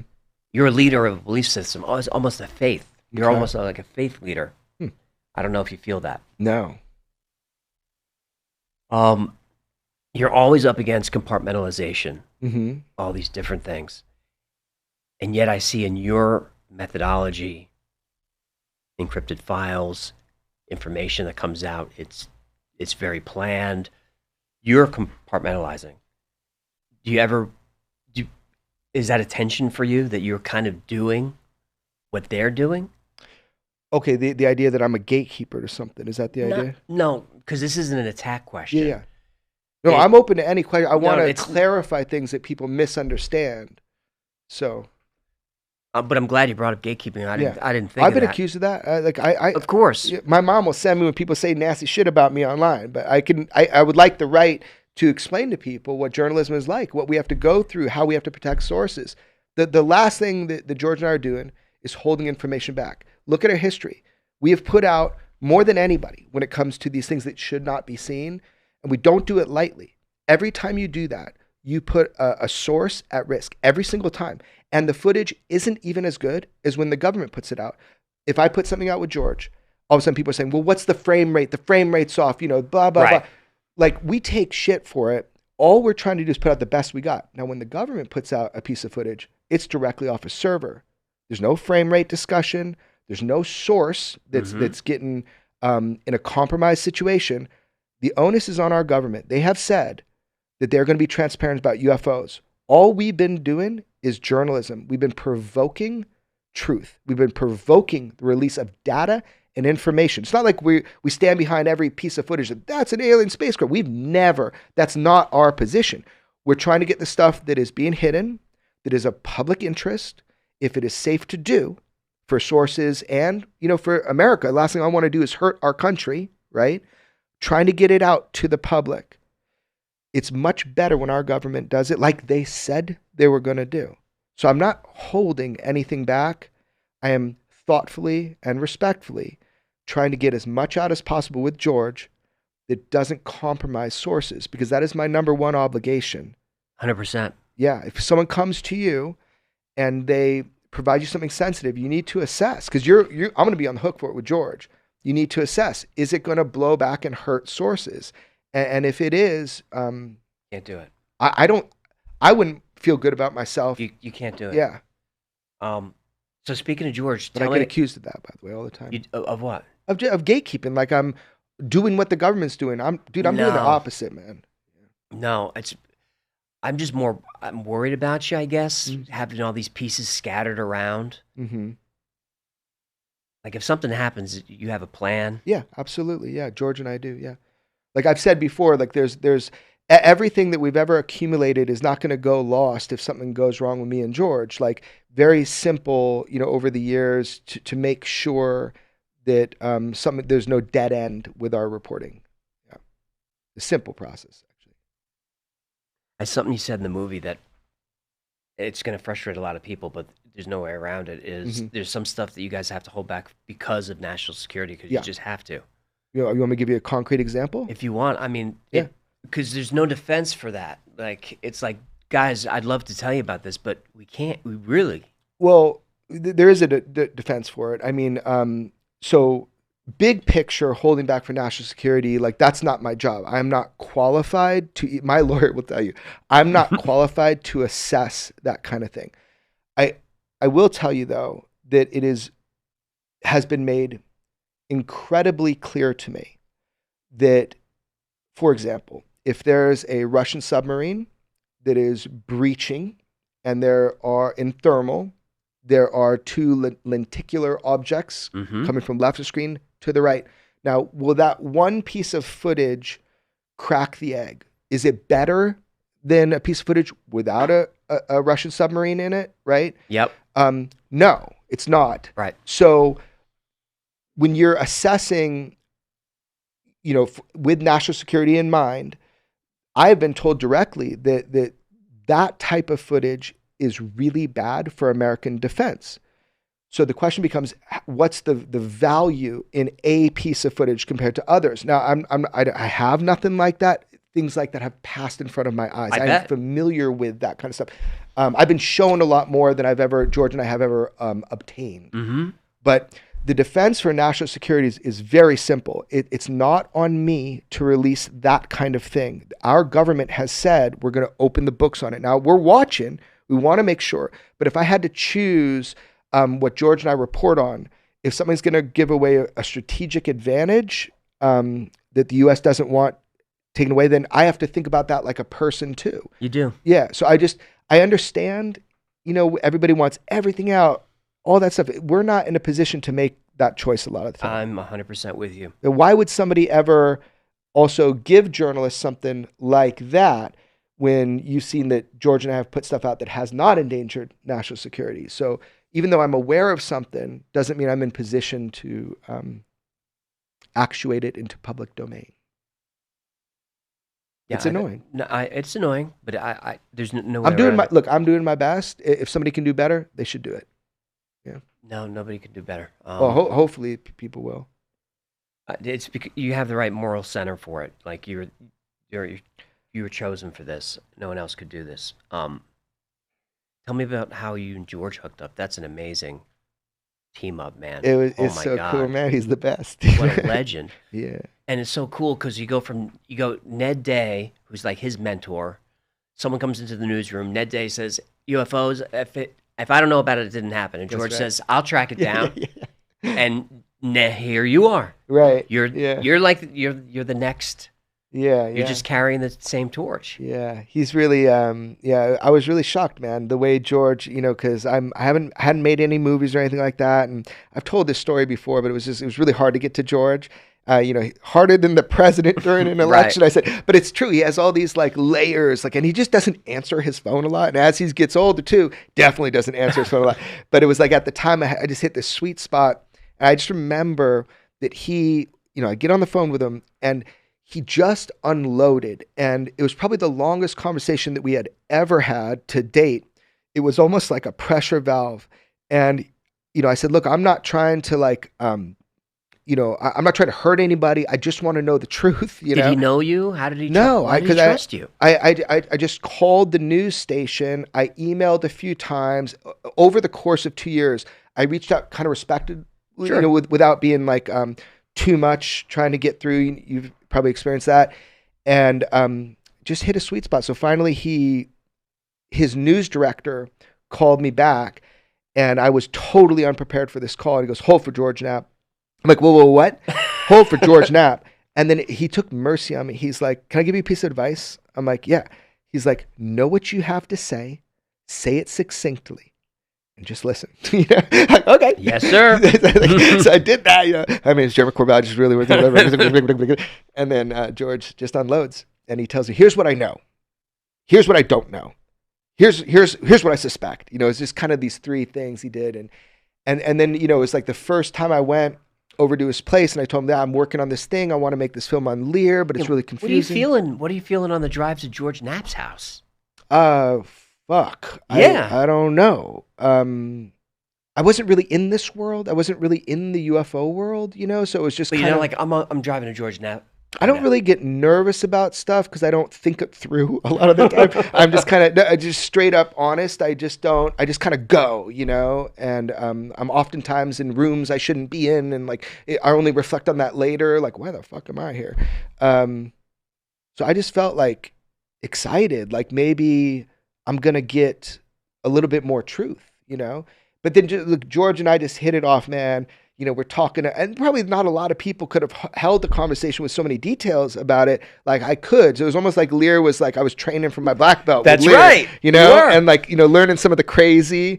And it was so relieving to hear George Knapp say, "Oh, that's fucking bonkers."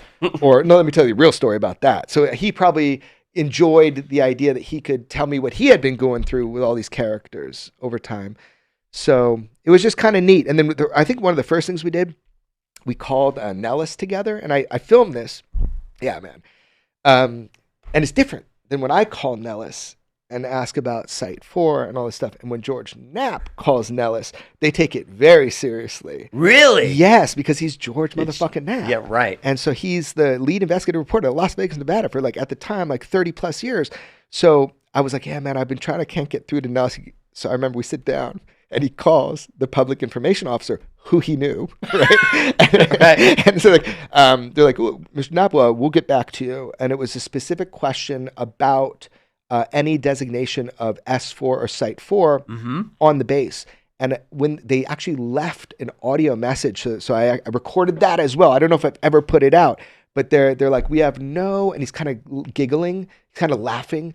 He's like, "We have no Site 4 specifically designated on our maps." So he was trying to tell George, yeah, of course we got to Site 4. Right. You already called, 10 years ago. No, we do. But it was a cool thing. So yeah, with George, we kind of together, we've had a lot of fun being able to ask the hard questions. He says it in the movie, and it's great. He said almost word for word, like, "I love catching them in bullshit." He does. He loves. He's such a warrior. So one time I go to the Atomic Testing Museum, and this is really before George and I had worked a lot together. And there was the head of the CIA's history person, a historian, and then a guy who is head of science and technology at Area 51. This is all filmed. You can see it on online. And they're having some panel, and it's all about Area 51 and all the cool things that happen there. And George is like hosting it, and I'm in the front row with my Canon 5D like this. And he goes, I think that guy has a question over there. So he like threw me in, and I go, are you aware of a movie called UFOs, Past, Present, and Future, fully funded by the CIA, since you're the CIA historian, and they talk about, and I just did this whole thing, and they like whispered to each other, like it got a little tense because I was like the UFO guy. But that was the first time George kind of threw me in as the harpoon to ask the questions that nobody else was going to ask. Was that in the movie? No, that's not. Because there was a whisper answer in the movie as Oh, well. did he show? He might have shown a clip of that. Yeah, he might have showed that was Petit is his last name. He was the lead historian for the CIA. You just see them take the question, they whisper. Yes. Okay, it was like, in the movie. And like we so have he no showed no- a clip of that. There's a longer version so you can see what I asked. Oh, I'd like to see online. that. Yeah. But that was my first experience of George kind of like, I guess, trusting me enough to throw me in like a harpoon to ask the question that no one else would ask. Right. And I think that kind of like started it off for us a little bit. And then, man, shit just really blew up in the UFO land after we started working together with OSAP and the ATIP and all the stuff. It was really became something. So it was good timing. How did you and George decide to start the podcast? I think I just roped him into it. I told him, I was like, man, you know, every time we do something, like I put it out on my like little website, or it was actually Rogan who told me, you got to film a podcast. Why? And he goes, because do you think there would have been a viral moment if you just heard Elon smoking a joint? And I'm like, oh, that's a good point. Like, so the idea of filming it kind of came to us, and he does he had full-time news guy, and I was just putting stuff out on the Extraordinary Beliefs website for my films, and I was just like, man, we could do something where we just go after these stories, do it together. I kind of just pulled him into it, man, and I think he's enjoyed it so far. Sometimes he gets mad at me. It's a lot of work. That was my next question, is like, what do you and George disagree on about this stuff? I mean, because you've admitted that he's more skeptical or he's harder to convince. Depends on what. So like Tell me. Yeah, I mean, like I'm like allergic to the paranormal ideas. Like, that just to be honest, like I don't grasp that stuff. That's what I like about you. Yeah. And I just so for me that's a heavier lift, but I've learned a lot by being more open to what those stories mean. And the litmus test, I think you call it, for me was like being thrown into the opportunity to go to Skinwalker Ranch before it was popularized in this way. So Yep. I really had to kind of open myself up to understanding the UFO phenomenon, if you just listen to people, is far more complicated than potentially just spaceships coming from other planets. But it makes me uncomfortable. Like I'm not qualified. I don't know who is, but that's where we kind of, he has more experience with that kind of stuff. What does he think? He thinks it's a physical craft. No, I'd say it's the opposite. Like I Okay. came from the, kind of nuts and bolts, but he had experienced so many other things and was much more informed. He had a fly on the wall opportunity with a lot of these government programs. You want to start a conspiracy. George Knapp has been at the center of everything. Mm-hmm. Everything. I mean, the reason why Lazar comes forward, the reason why Harry Reid was interested in this, how the OSAP got created. I don't think OSAP would have gotten created if it wasn't for George Knapp, because it was his book that sparked the interest of Dr. Lukatsky. So a lot of what we're seeing today, if you want to start a conspiracy, it centers around, or at least George Knapp was in the room for a lot of it. It's a really interesting life that he's had. The movie's worth watching just to see George's house. Yeah. It's like it fulfills every fantasy. The Emmys are lined up. The Peabody, the books, the videotape. Did you guys ever find that videotape you were looking for? That crazy tape? Which one? I forget. The what one it in the brown case that shows the full cloud chamber test Yes! that was done over. Yes! Man, I have torn apart his entire house over a almost 15-year period, probably. I mean, I have digitized every blank tape I could find. That even Bob is so pissed that they had like given that to a trustworthy news reporter to never lose. And like, Right. what did George just hide it in the best hiding place possible? Now he's had things go missing before, which has been an issue, but this was like in a nondescript brown case. It's supposed to show, I mean, everybody that was there, I know everybody that was there. They did a cloud chamber test to see if you could bend light with what Bob said was element 115 in a puck. And George, not being a scientific guy, he said it looked like the light was bent. The other science people that were there in a home situation all described the same thing.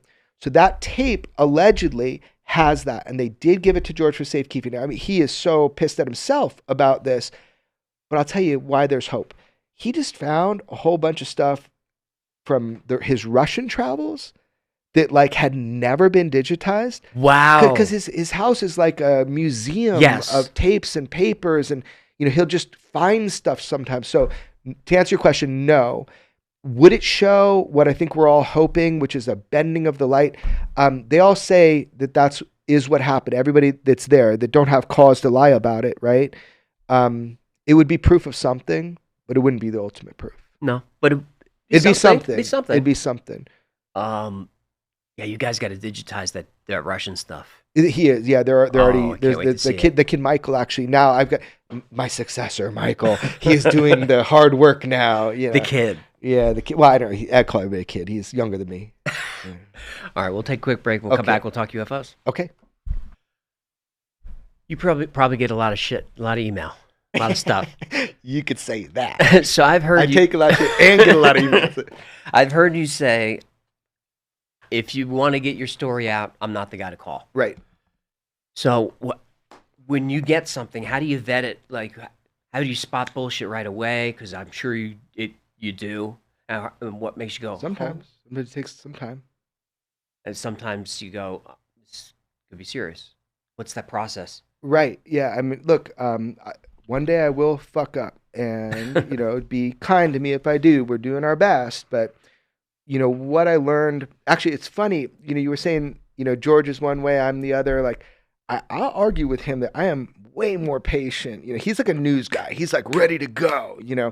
I'm more like the human guy. I take my time. Just sometimes really like years with people, because they might have told me or shown me something really great, but I'm always feeling like people are trying to hurt me, dude. I'm always trying to see the people trying to trip me up, because I know it to be true, because I've had interference. And that's a big point I want to get to about the movie, is what we wanted you to understand. The movie's really about journalism in my perspective and why it even exists. But before that, cosmic time. So my aha moment with the UFO thing didn't come in the form of like a video or something like that. It came in the form of government influence. And I didn't realize, how people say you have intelligence agencies baked into the subculture of the UFO thing. Okay, so I guess I was a little naive. I like, okay, cool story, Grandpa. Like, your computer's being hacked. Okay, cool story. You got your caps lock on. I was just always this guy like feeling like the world's out to help me and not hurt me. Right? Yeah. So that was always like, what do you call instead of paranoia, pronoia? Right. Like, everybody's trying to help me. What's going on? Did you know about Richard Doty and O&I back in the day? Of course, but I figured that the guy's like doing his job, and then I don't know. Yeah, I guess I knew about that. So I guess I should have been more thoughtful about it, right? But there's always many sides to that story. Like the way it was told to me from the Doty, individuals, is that it really didn't take much to tip him over the edge. Correct. With his belief system. Correct. So that's why you have to be so careful, man, with what you choose to believe rather than have evidence for. But for me, the aha moment was just the amount of covert intelligence agency influence on the UFO space. And when I started interfacing with that, they quickly found out that I must have good sources, because I could find out if somebody's up to something. Can you give any examples? Sure. Okay. They call it false friendship, where you have somebody reach out to you and they're like a big fan of your work. They're NSA. Mm-hmm. A bunch of us at NSA, watch your show with you and George and, all this stuff. Cool. They're at like, let's say Wright-Patterson. They got a little office. They got some weaponized stuff around. They take a little photo, which I don't think they should be doing. Wow, this is a cool I person. get these too, man. Yeah. Missile Command is a fan of my show. I didn't know that. Yeah. Well, so and look, maybe they are. I don't want to be like, maybe they are, man. I've had people come from Lockheed, from Boeing. I've had people come up to me at a bar because I sometimes I go hang out at this bar where all the employees come out from all the aerospace companies. Really? Yeah. I'll take you one time you're in California. Please. It's pretty cool. So I always go sit out there, and it's funny because the gray shirts will come out. I believe that's Lockheed, and the black shirts will come out. I think it's Raytheon. And there's just one pub. And I'll just sit there, man, like bait, I'll just sit there, and then eventually somebody always breaks from the fold and like comes up, and they say strange things. Like one guy says, "History's going to remember you kindly." And I go, "What would you like? What'd you say?" And he goes, "History's going to remember you kindly." I go, "What do you know?" I'm just kind of messing with them. Sometimes I'll get their phone numbers or whatever.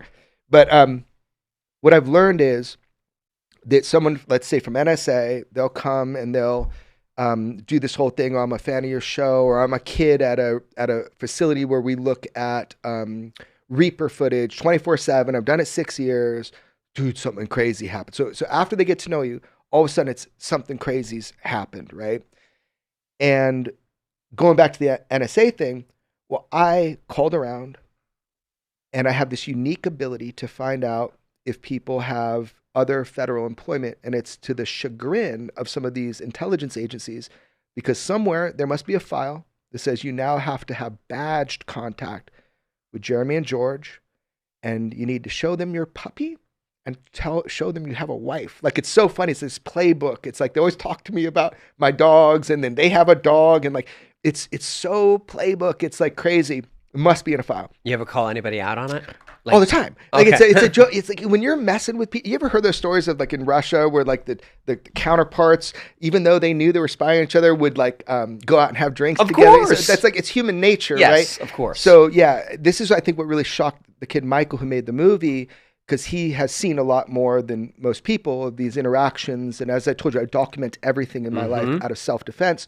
But anyway, my point is somebody that approaches me and says they work in one agency and they're just big fans of the show. And then I find out something about them, which is, I don't know, they're a liaison to the FBI. And, George and I, ever since, we've been kind of in this realm of reporting, have had a lot of badged contact. They just want to, hey, respect you. You're a journalist. We're not messing with anything. We're more worried about foreign nations compromising you, because then maybe you don't vet stuff and, not just hurting America, but other nations could, they're being good cop to you. Yeah. So I started seeing a lot of that happen. And George did too. We've had a number of meetings about this. And Any required meetings? well, you never say no. So that's the thing. Like, only one time did we say no. But I have a federal lawyer who people now know who he is, Chuck McCullough III, Yep. first ICIG. We've seen him on TV. Good lawyer to have, right? So he's kind of will walk me through. You don't, look, I'm a curious dude, first of all. So even when he said before, there's no reason for you to take that meeting, I want to take it because I want to know what they're thinking. And he kind of laughs when I say that, but I'm serious. Like, I want to know what they're thinking. I've learned a lot by taking some of those meetings. Now, they understand strictly that George and I are doing our journalism, First Amendment, not to be fucked with. It will become a public issue if you try to influence overtly, try to influence any of this shit. So they're not going to tell you not to report on stuff, but they're going to tell you the guidelines and the rules, right, with national security, right? They don't want you to get messed up, right? Hate to see something bad happen to you. Right, exactly. So, God, how deep to go into this? So As deep as you want. Let's say I find somebody is liaising with FBI because they're doing an investigation on our sources or something like that. So this dude is patient for like 4 years. And then when I'm in a heightened state of emotion, there's, public things that have occurred. There's this whole sleight of hand thing that happened in Congress once. And, people could tell I was kind of like upset. So What sleight of hand happened?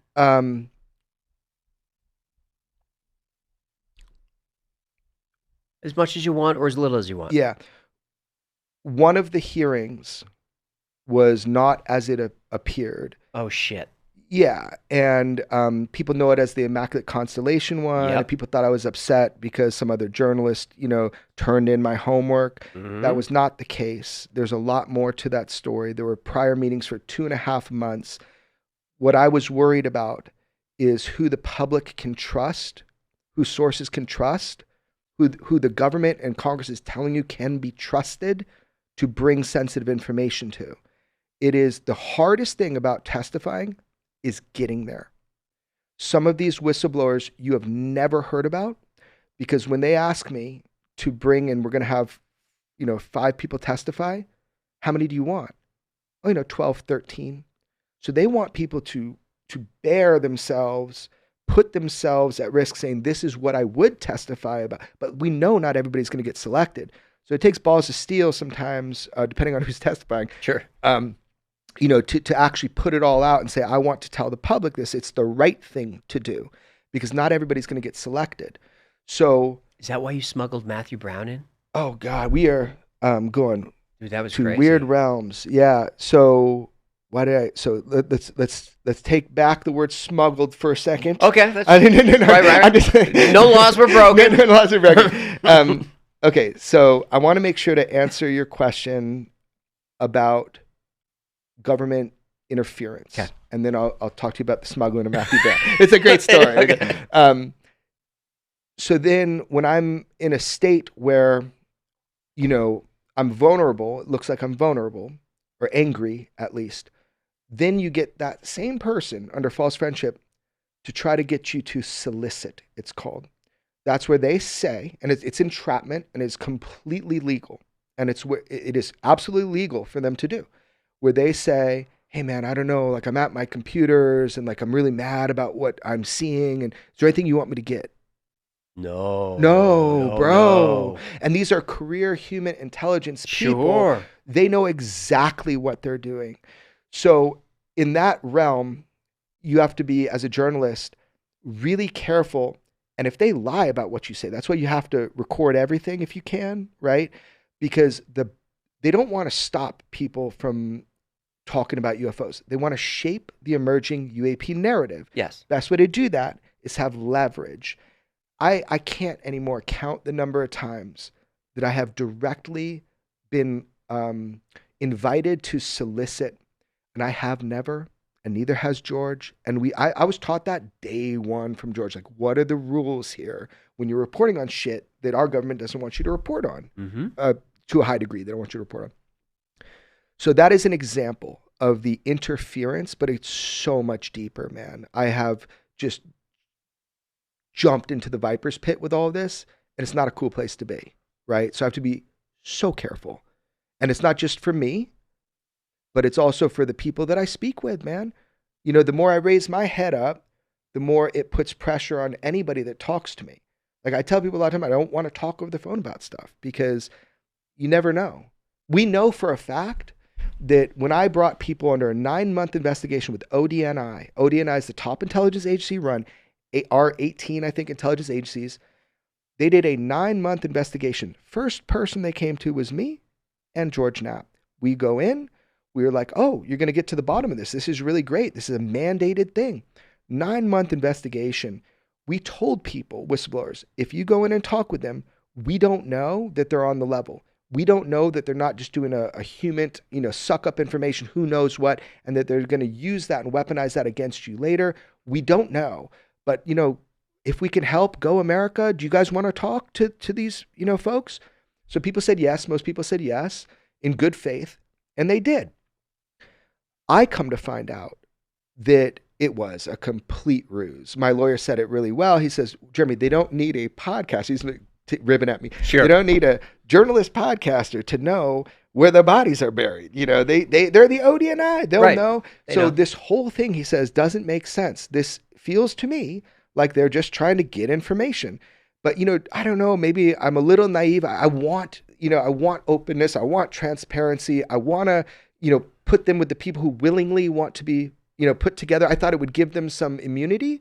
So like with Matthew Brown and with Dylan Borland, if they testified to ODNI, they already did, or Dylan already did with ICIG.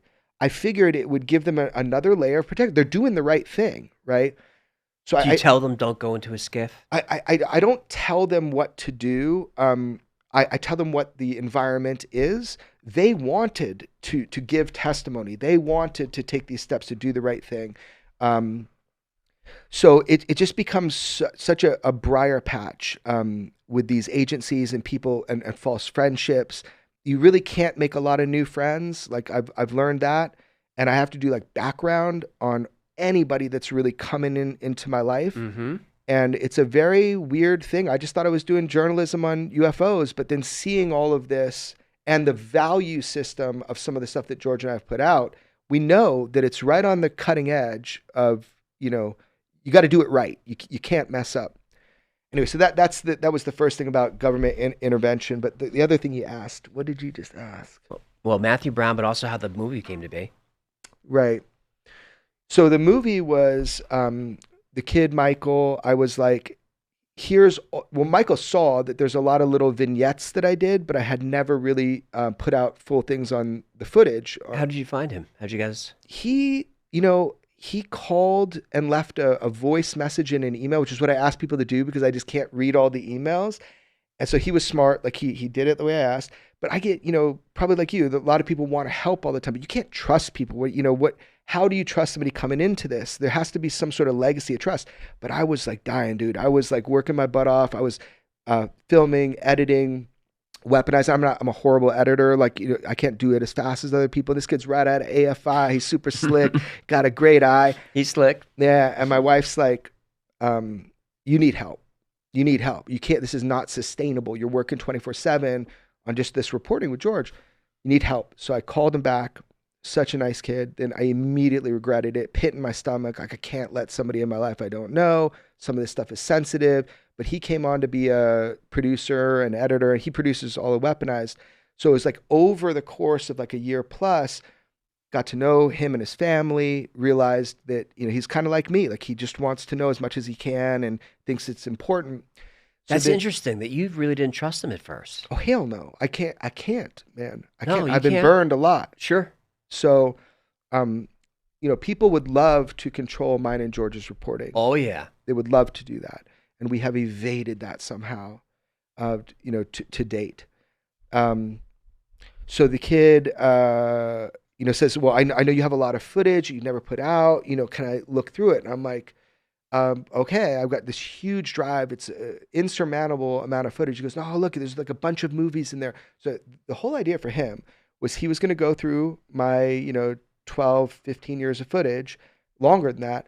And because it was back stuff too. And he was like, I can make some movies out of it. I'm like, good. I'll never do it. I'm already onto this thing. You should do it.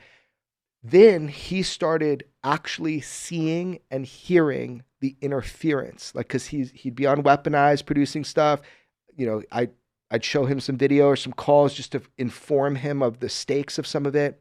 And he's like, dude, we gotta show this. This is a First Amendment issue. This is a journalism issue.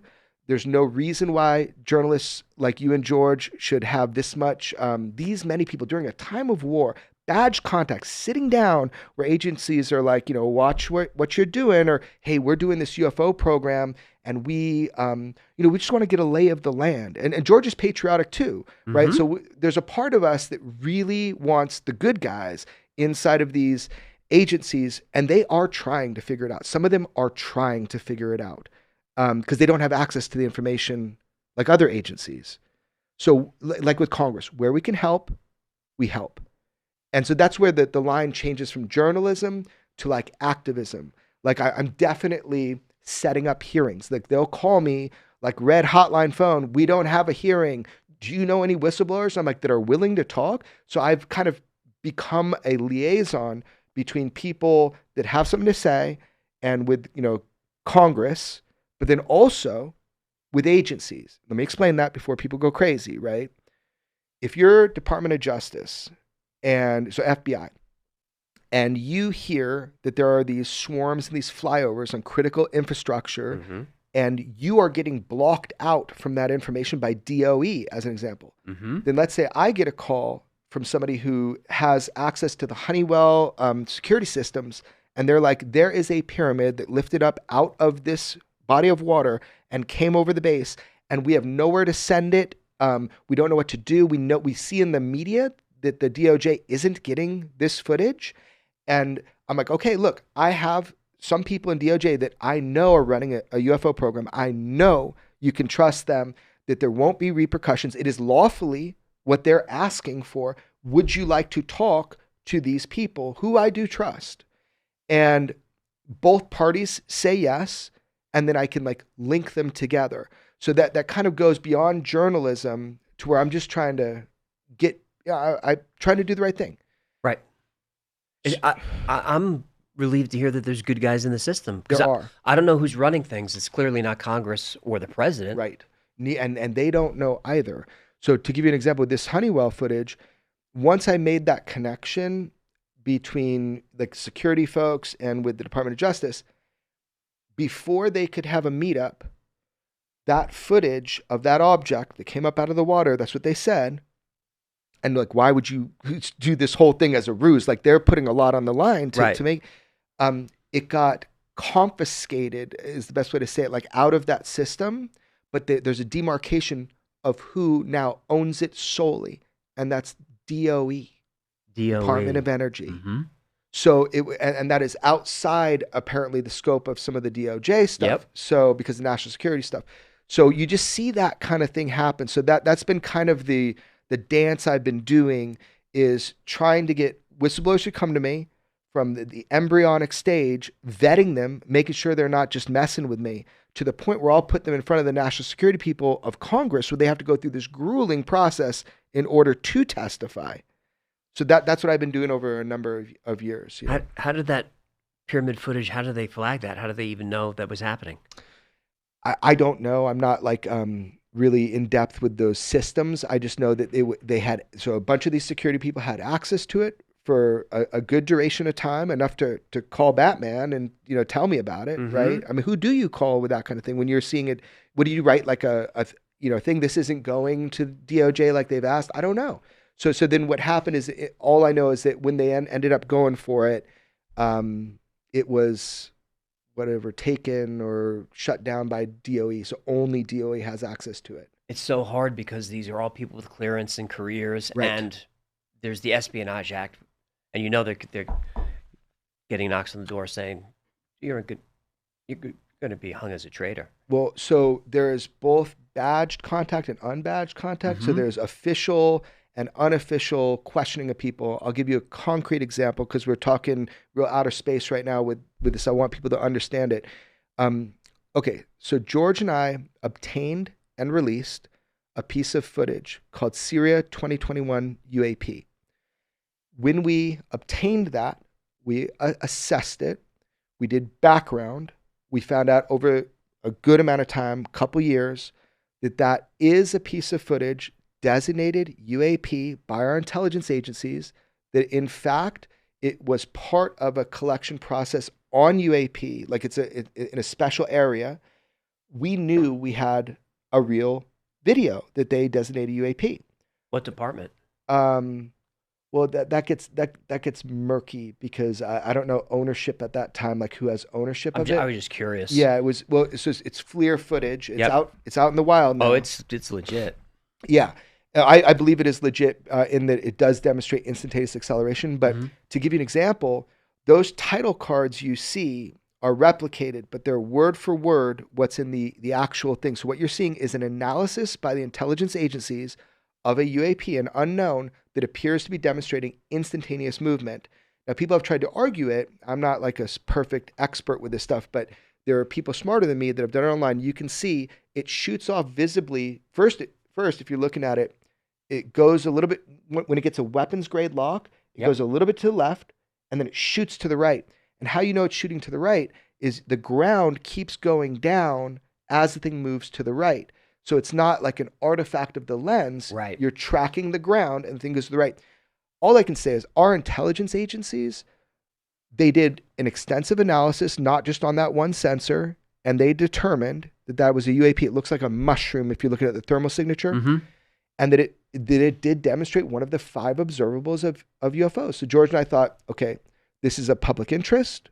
We've obtained this. We've vetted it. We're going to put it out. We go and we put it out. Next thing I know, I come to find that there's a guy who initiated that report.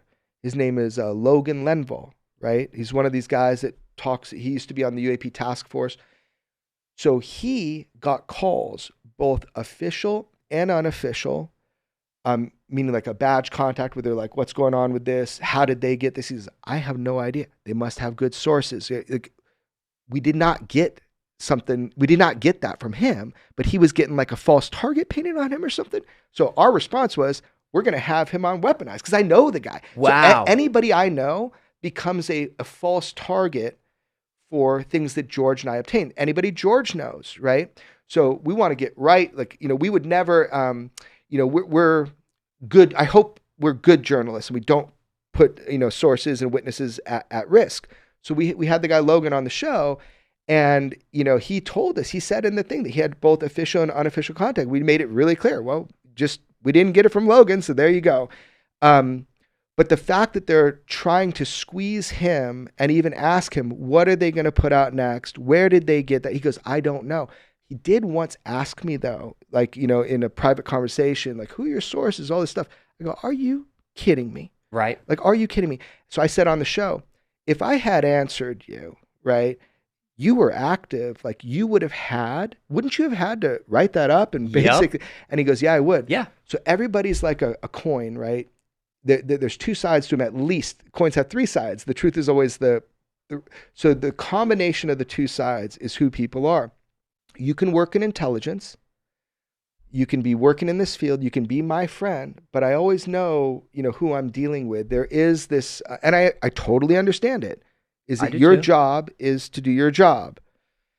So anyway, that piece of footage, it came out. A lot of people said that we were peddling bullshit again and it wasn't UAP and all this stuff. And then, lo and behold, the government releases that exact piece of footage without all the number systems on it. Right. Which is of 0 value. If you don't have the numeric systems, you can't track it and understand azimuth, altitude, all this stuff. So you're getting an underhand pitch from our government because they know they have to. I'm seeing that they're cropping in now a lot of Are footage. they? So yeah, we can't see the angles or the speed anymore. Or at least they're blacking out all right. Yeah. Like with Tic Tac and Fast, we don't see that anymore. Which is all the valuable numeric information. We need that for the trigonometry. We need that. Absolutely do. And so my impression is that what we're seeing in these releases so far is the least that can be given. Sure, the president orders that there is transparency on this. However, is the president watching, like who's regulating what they have and what they're putting out? Who's even doing it? And I don't even know. But I do know it is so odd that out of the hundreds of thousands of UAP videos, much better than what you've seen publicly, right? That we're getting primarily the stuff that's already been out there in some way or the other. The last dump was all stuff we saw already. Was it? Mostly, Yeah. I think, yeah. I don't know. I just know that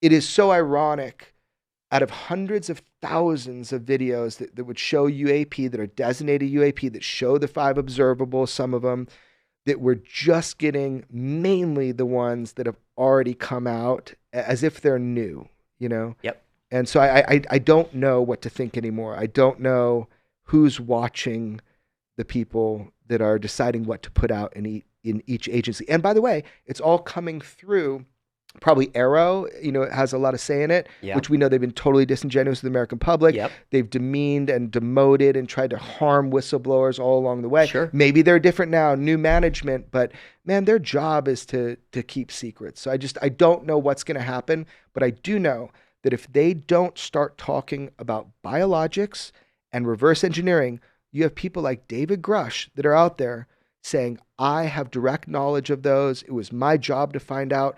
they're going to run into issues if they don't start telling the American public the truth about those two things. If it is true, I have no definitive way of knowing, but if it is true, they have to start hitting on that.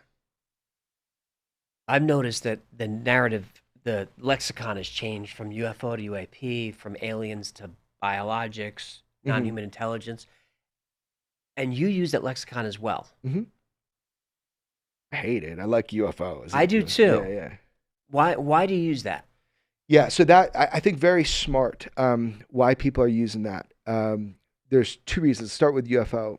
Hillary Clinton was actually one of the first people to say UAP. So on Jimmy Kimmel, many years ago. Wow, I forgot about that. Many years ago, Okay.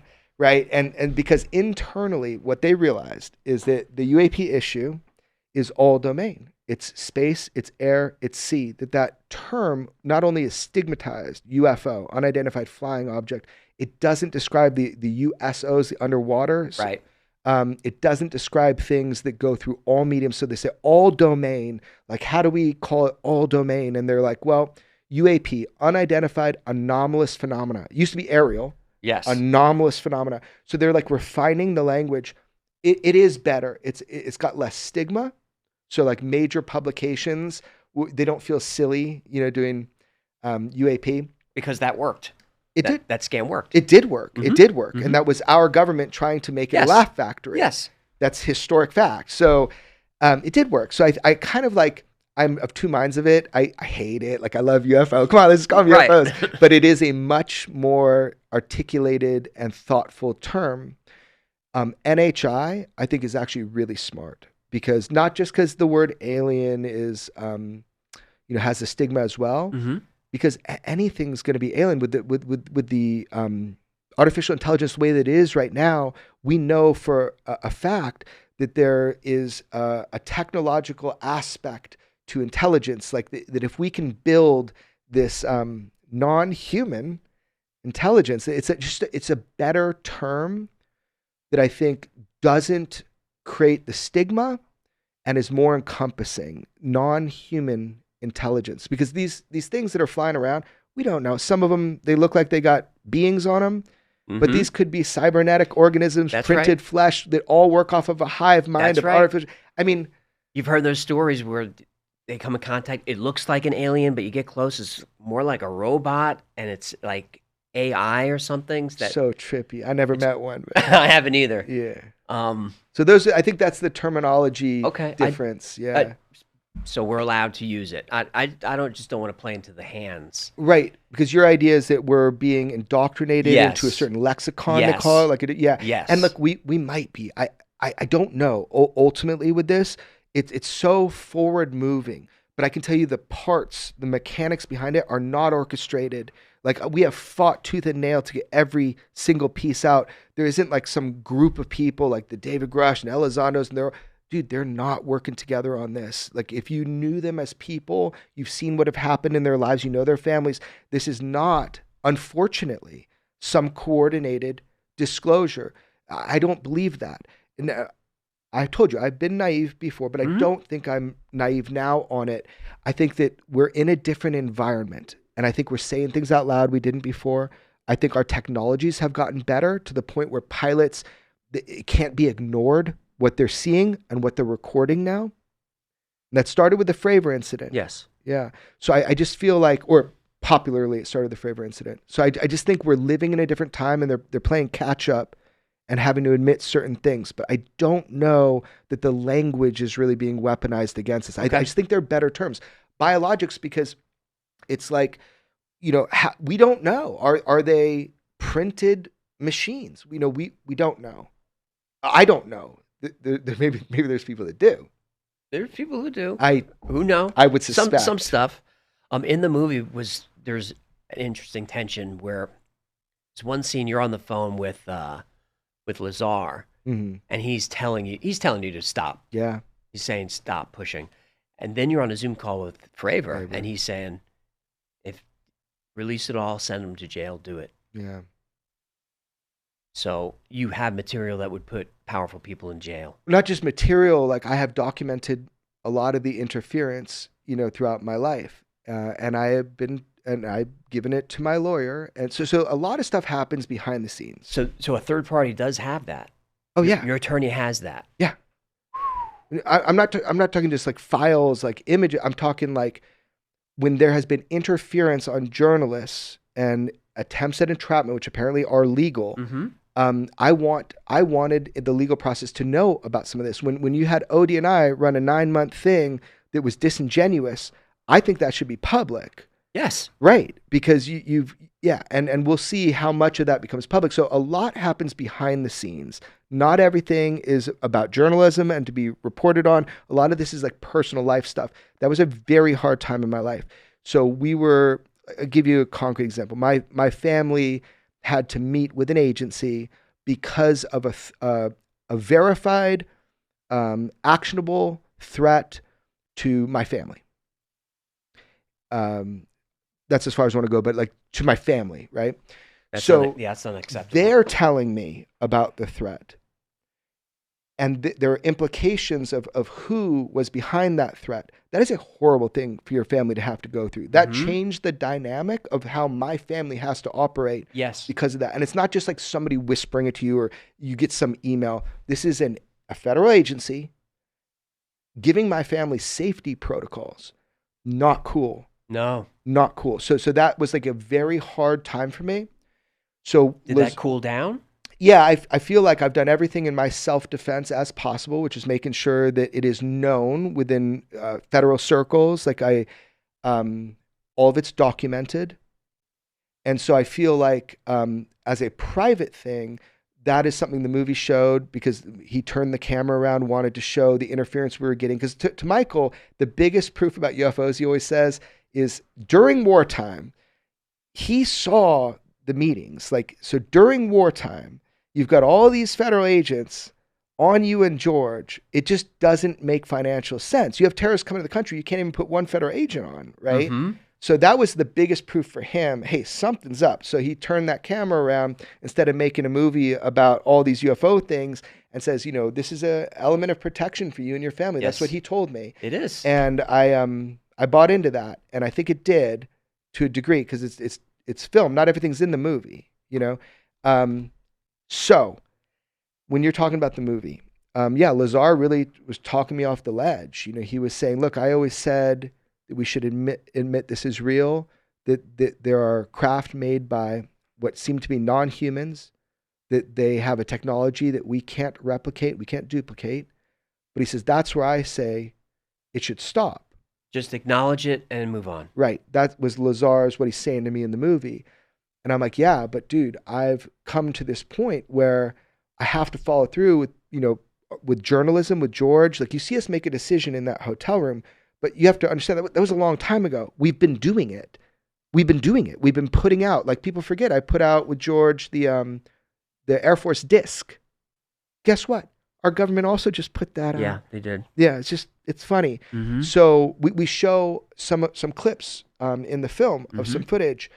That was just me doing my normal process, digging in the desert. That was a crazy scene. Well, because you can't, you have to, even if it's not, like, you have to be careful, even if it's not like real footage, like I'm not having, if I get something, I don't know what's on it, I have to review it, nothing's in my house, bro. You know what I mean? So For sure. As journalists, we're protecting sources, we're protecting methods, we're protecting footage. What if it is damaging? Remember we talked about national security stuff? I'll be on the hook for that. So what you're seeing is part of the process that George and I go through. It's tradecraft. Yes, I guess it is. But really, it's just I'm trying to do responsible journalism where I'm not just letting stuff out of my control. I'm trying to assess it and see if it has public value. Do I even think it has public value? Is it dangerous to people? And then choosing the stuff that would make the most impact and getting it for public interest and getting it out to the world. So you're seeing me assess stuff. I'm not ever going to just, put a bunch of stuff out when I don't know its value. I don't know who it's going to hurt. I'm just not, I don't know if that's journalism. I just ain't doing it. I'm not here to hurt people. So I am here to try to learn the truth about this as best I can and share what I can with the world. That's what I'm trying to do. And George and I have done our best at it so far. So what you're seeing in that movie is stuff I'm reviewing. I'm reviewing it. And it took a lot for me to let Michael film over my shoulder on that. I bet. But now you look at all that footage, what'd the government do? I think all of those videos are out now. They are. The actual hard copy, great. Then we've provoked change, man. You have. Keep it going. Keep it going. And footage will always come in. Information will always come in. And over time, I think we'll continue doing our reporting. If we're not stopped or we're not, get in trouble for it, we're just trying to do journalism in America under the First Amendment. Yeah, you're so careful. I have to be. Do you think they're hiding a lot of stuff behind the contractors? I know they are. You know they are. Oh, I know they are. Yeah, I mean, you've had people come out and say it, like how Putoff we were talking about. Sure. That is the method. That is the way. That is the way that you stop FOIA requests. That is the way that you don't have to have accountability. And it's to the point where our own government is looking at it being like, what the fuck? Like, we don't have control of this stuff anymore. No. Very famously, the Lockheed transfer was supposed to occur under AAWSAP, Advanced Aerospace Weapons System Application Program. Yep. And, that's the thing. Everybody got confused with that New York Times article with ATIP and AAWSAP. It's a little bit in the weeds here, so it's not so important. Everybody involved is a hero in my book. They have all tried to some degree, whether some of it be government mandated, hey, we better tell the public a little bit about this. In my experience, everybody's tried to do their best to some degree to get stuff out. We've had UFO programs. They're acknowledged. That's a huge win. We were told nothing to see here, move on, Project Blue Book. We killed it in 1969. That's it. All of a sudden we realize, oh no, we've been studying this ever since then. I'll tell you this. UFOs are considered higher security than weapons of mass destruction. And you have to ask yourself why. And I'm not saying that frivolously. Ask George Knapp. We have been in official meetings where we have met people where their job is weapons of mass destruction related to UAP. We were taken aback. We're like, well, we've always heard that. This is why DOE is involved. Right. We always heard that. Why is that? And it's the propulsion systems themselves. If they can create so much energy to do what we think they're doing, what they appear to be doing, instantaneous acceleration, possibly folding or warping, time space itself, the amount of energy needed to do that is so astronomical that is fundamentally a weapon. Look at it from like let's Simpsonize it, like Bart Simpson style. Fravor did this wonderfully. He says, look, if we have Tic Tacs, right, what can we do? He's like, we can send it up over a country, drop it down from outer space, be back up in less than a second, deliver a dirty bomb, a nuke. No one will ever know who did it. So even just as a payload, if we could ever harness the ability to replicate these craft, it's a strategic surprise, strategic advantage that every country wants. And that is the core of the secrecy from day one, was always that we don't understand this tech, but we need to duplicate it before our enemies do. And that's why I know that is why we kept it secret for a long time. Problem is, cat's out of the bag now. Because China and Russia have to be doing the same thing, They right? are. And it's not me saying that. Like Dr. Lakatsky, who's the head of the UFO program for the Defense Intelligence Agency. I'd love to hear his story. Didn't he say that we got through the bulkhead of a craft? Yeah, we breached the hull. Breached the hull of a craft? So people ask, how can he say this? And it's a legitimate question. Like, is that a psyop? Is that just like a lie? Well, I'll tell you, I know him. George has known him for over a decade. He's a patriot.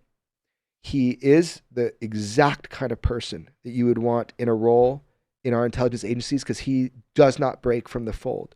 He's only saying what he begged and asked for to be authorized. He wants to take pride in his work, man. So he went through the DOPSR process, and he says, here's the scope of the books I want to write, which is, by the way, probably the biggest disclosures we've had about our government doing this stuff. It's so nerdy, but if you read his books, if you can conceive of what he's saying, he has told us more about the U.S.'s investigations into UAP than any other individual as far as the scope of it, right? But here's what he said. He said, he says, I can admit that the U.S. government has one craft, one NHI, not just of unknown origin. Like they don't know who built it. It has a technology far superior to ours. There's no intakes, no exhaust, no even place to store fuel by his own description through the DIA. And they put all this out, and we breached the hull of it. That's about as far as he's gone with it. There's an admission from a top government official who I can tell you is being genuine. I mean, of course, people will create conspiracies because they don't know him in that way. He is trying in the sunset of his life to tell people as much as he can. And he is not a big proponent of disclosure like you and I might be. Mm-hmm. He comes from this Cold War mentality of like, you can't tell your friends without telling your enemies. Of course. So it takes a lot for him to get there, but he feels it's important we know that much. Now you've had people like Hal Puthoff say we've got more than a dozen just in the U.S. Right. That's a guy that would know. Do you think he's just making that up? You know, is that a government conspiracy that he would say that? Maybe. I don't know. I don't know, but I just know he's not the only one singing that tune, and they're not all coordinating with one another. There's friction amongst all these people. That's interesting. Do you think there's friction among the contractors? There is definitely questions about which contractors got what. Yes. And that's why Lockheed was, and this is a documented transfer attempt, is the vice president of Lockheed Martin tried to give technology, and we're talking, we don't know who built it, but it ain't Russia, China, or us, to the OSAP, and that transfer got completely denied. And my understanding, it was from the head of science and technology of the CIA at the time, Glenn Gaffney. Now that can be argued, did he himself block that transfer? But it was his office and his department. So there you have a documented attempt at NHI technology transfer that got denied. What other corporations have craft, have aspects of the technology, and how come they're not all working together with their brightest minds? You know, They can't transfer it back to the government because then we find out. I don't It's gotta know. stay. Yeah, I don't know. But that was Bob Lazar's gripe the whole way through. He says, I'm not the most qualified guy to be working on this. I'm probably the easiest to be discredited.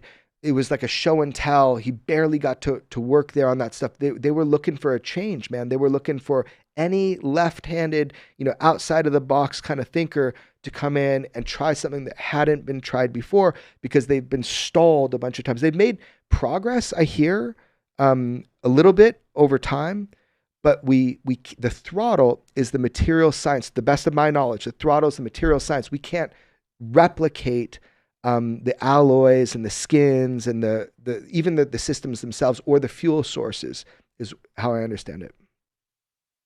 So Bob never said that we had craft that we were testing.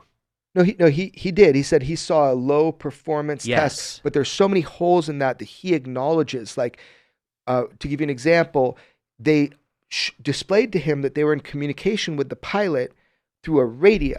And Bob says, how is that even possible?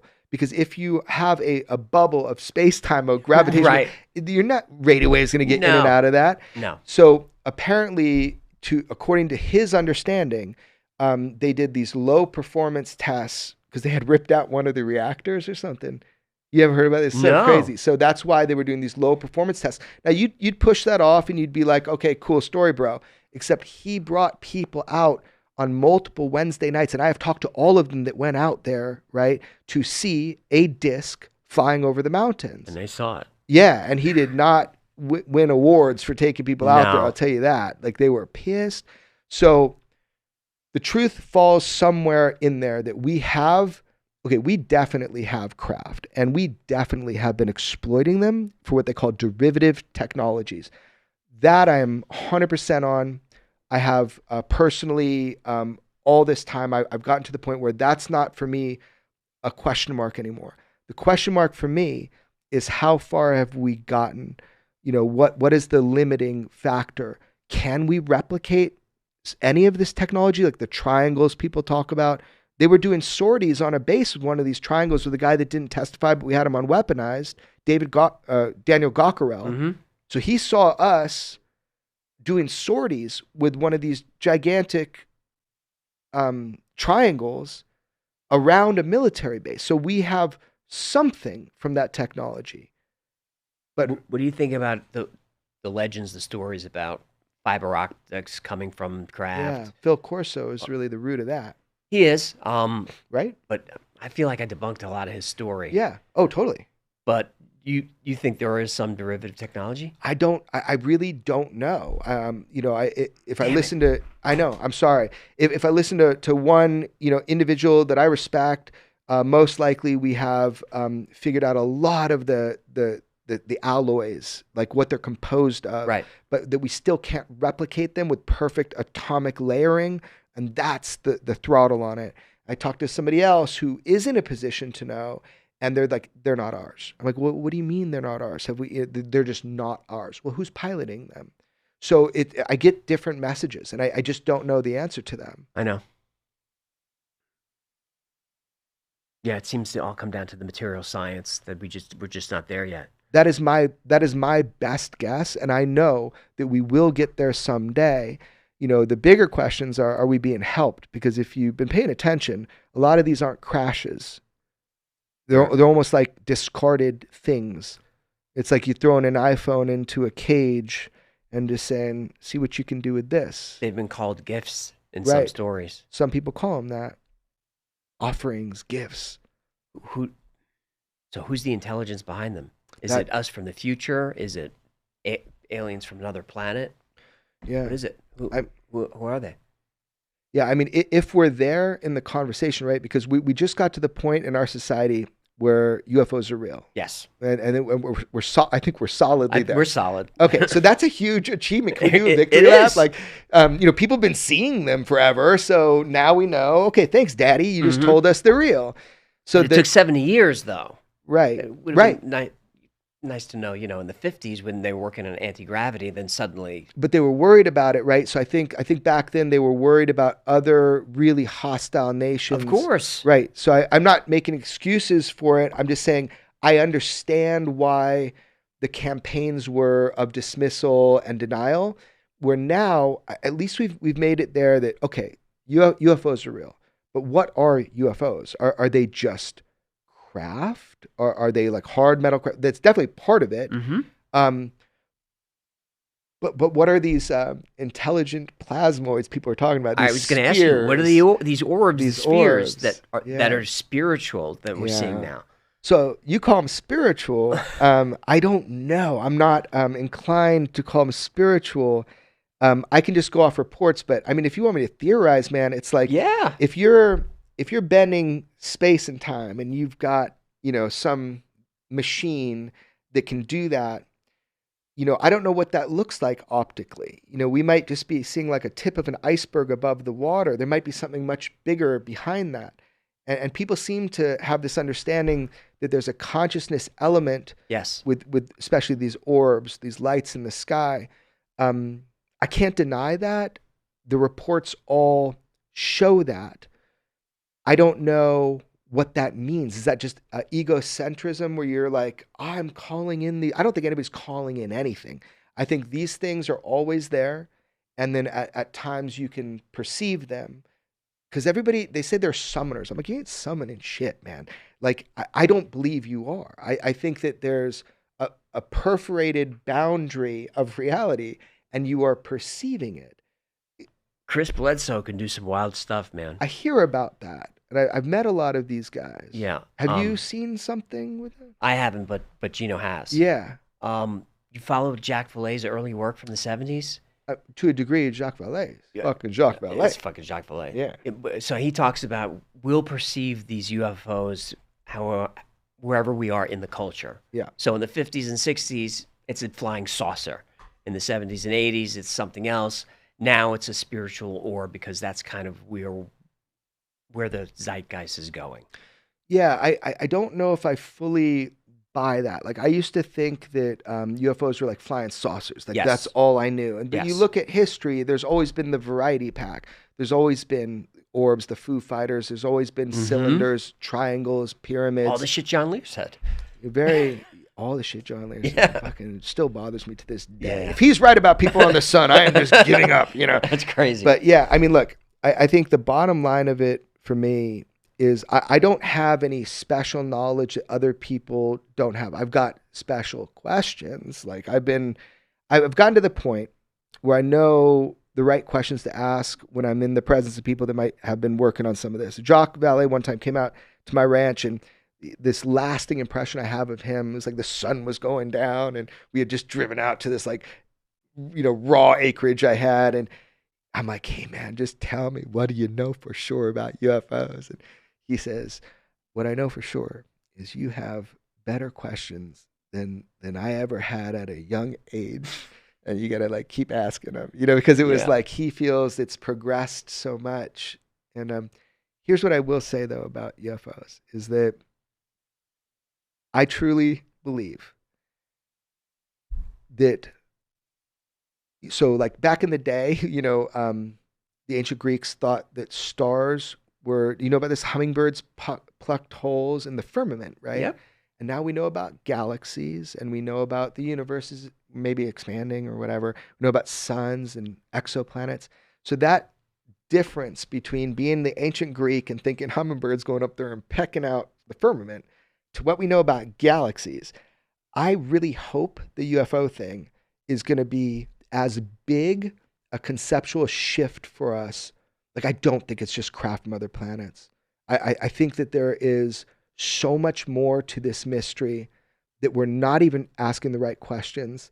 And that once we get a few answers, we might just jaw drop, be like, we were like the ancient Greeks, totally misunderstanding. I think you're exactly right. That they can just show up and be like, you thought we were from 1,000 light years away? We can't do that. We've been here the whole time. Right. The argument that's already percolating in my mind right now is why would you build a Ferrari if you didn't want to go fast? Right. So why do these craft appear by their very nature to be able to travel amongst the stars if we didn't build them to do that, or if whoever built them to do that? There's no fingerprint in our society. Like your brother told me that you and I should talk maybe about the Tic Tac because it is your belief that that's a Lockheed Martin technology. Yes. And I'm firmly in the other camp. And I would like to know why you believe that because I haven't heard everything. But if you don't mind, I'd love to hear your thoughts on it. I'm probably not educated enough to really sell it. Or just the ideas. But I, just by going by memory, I think the trigonometry showed that it wasn't moving as fast as we were told.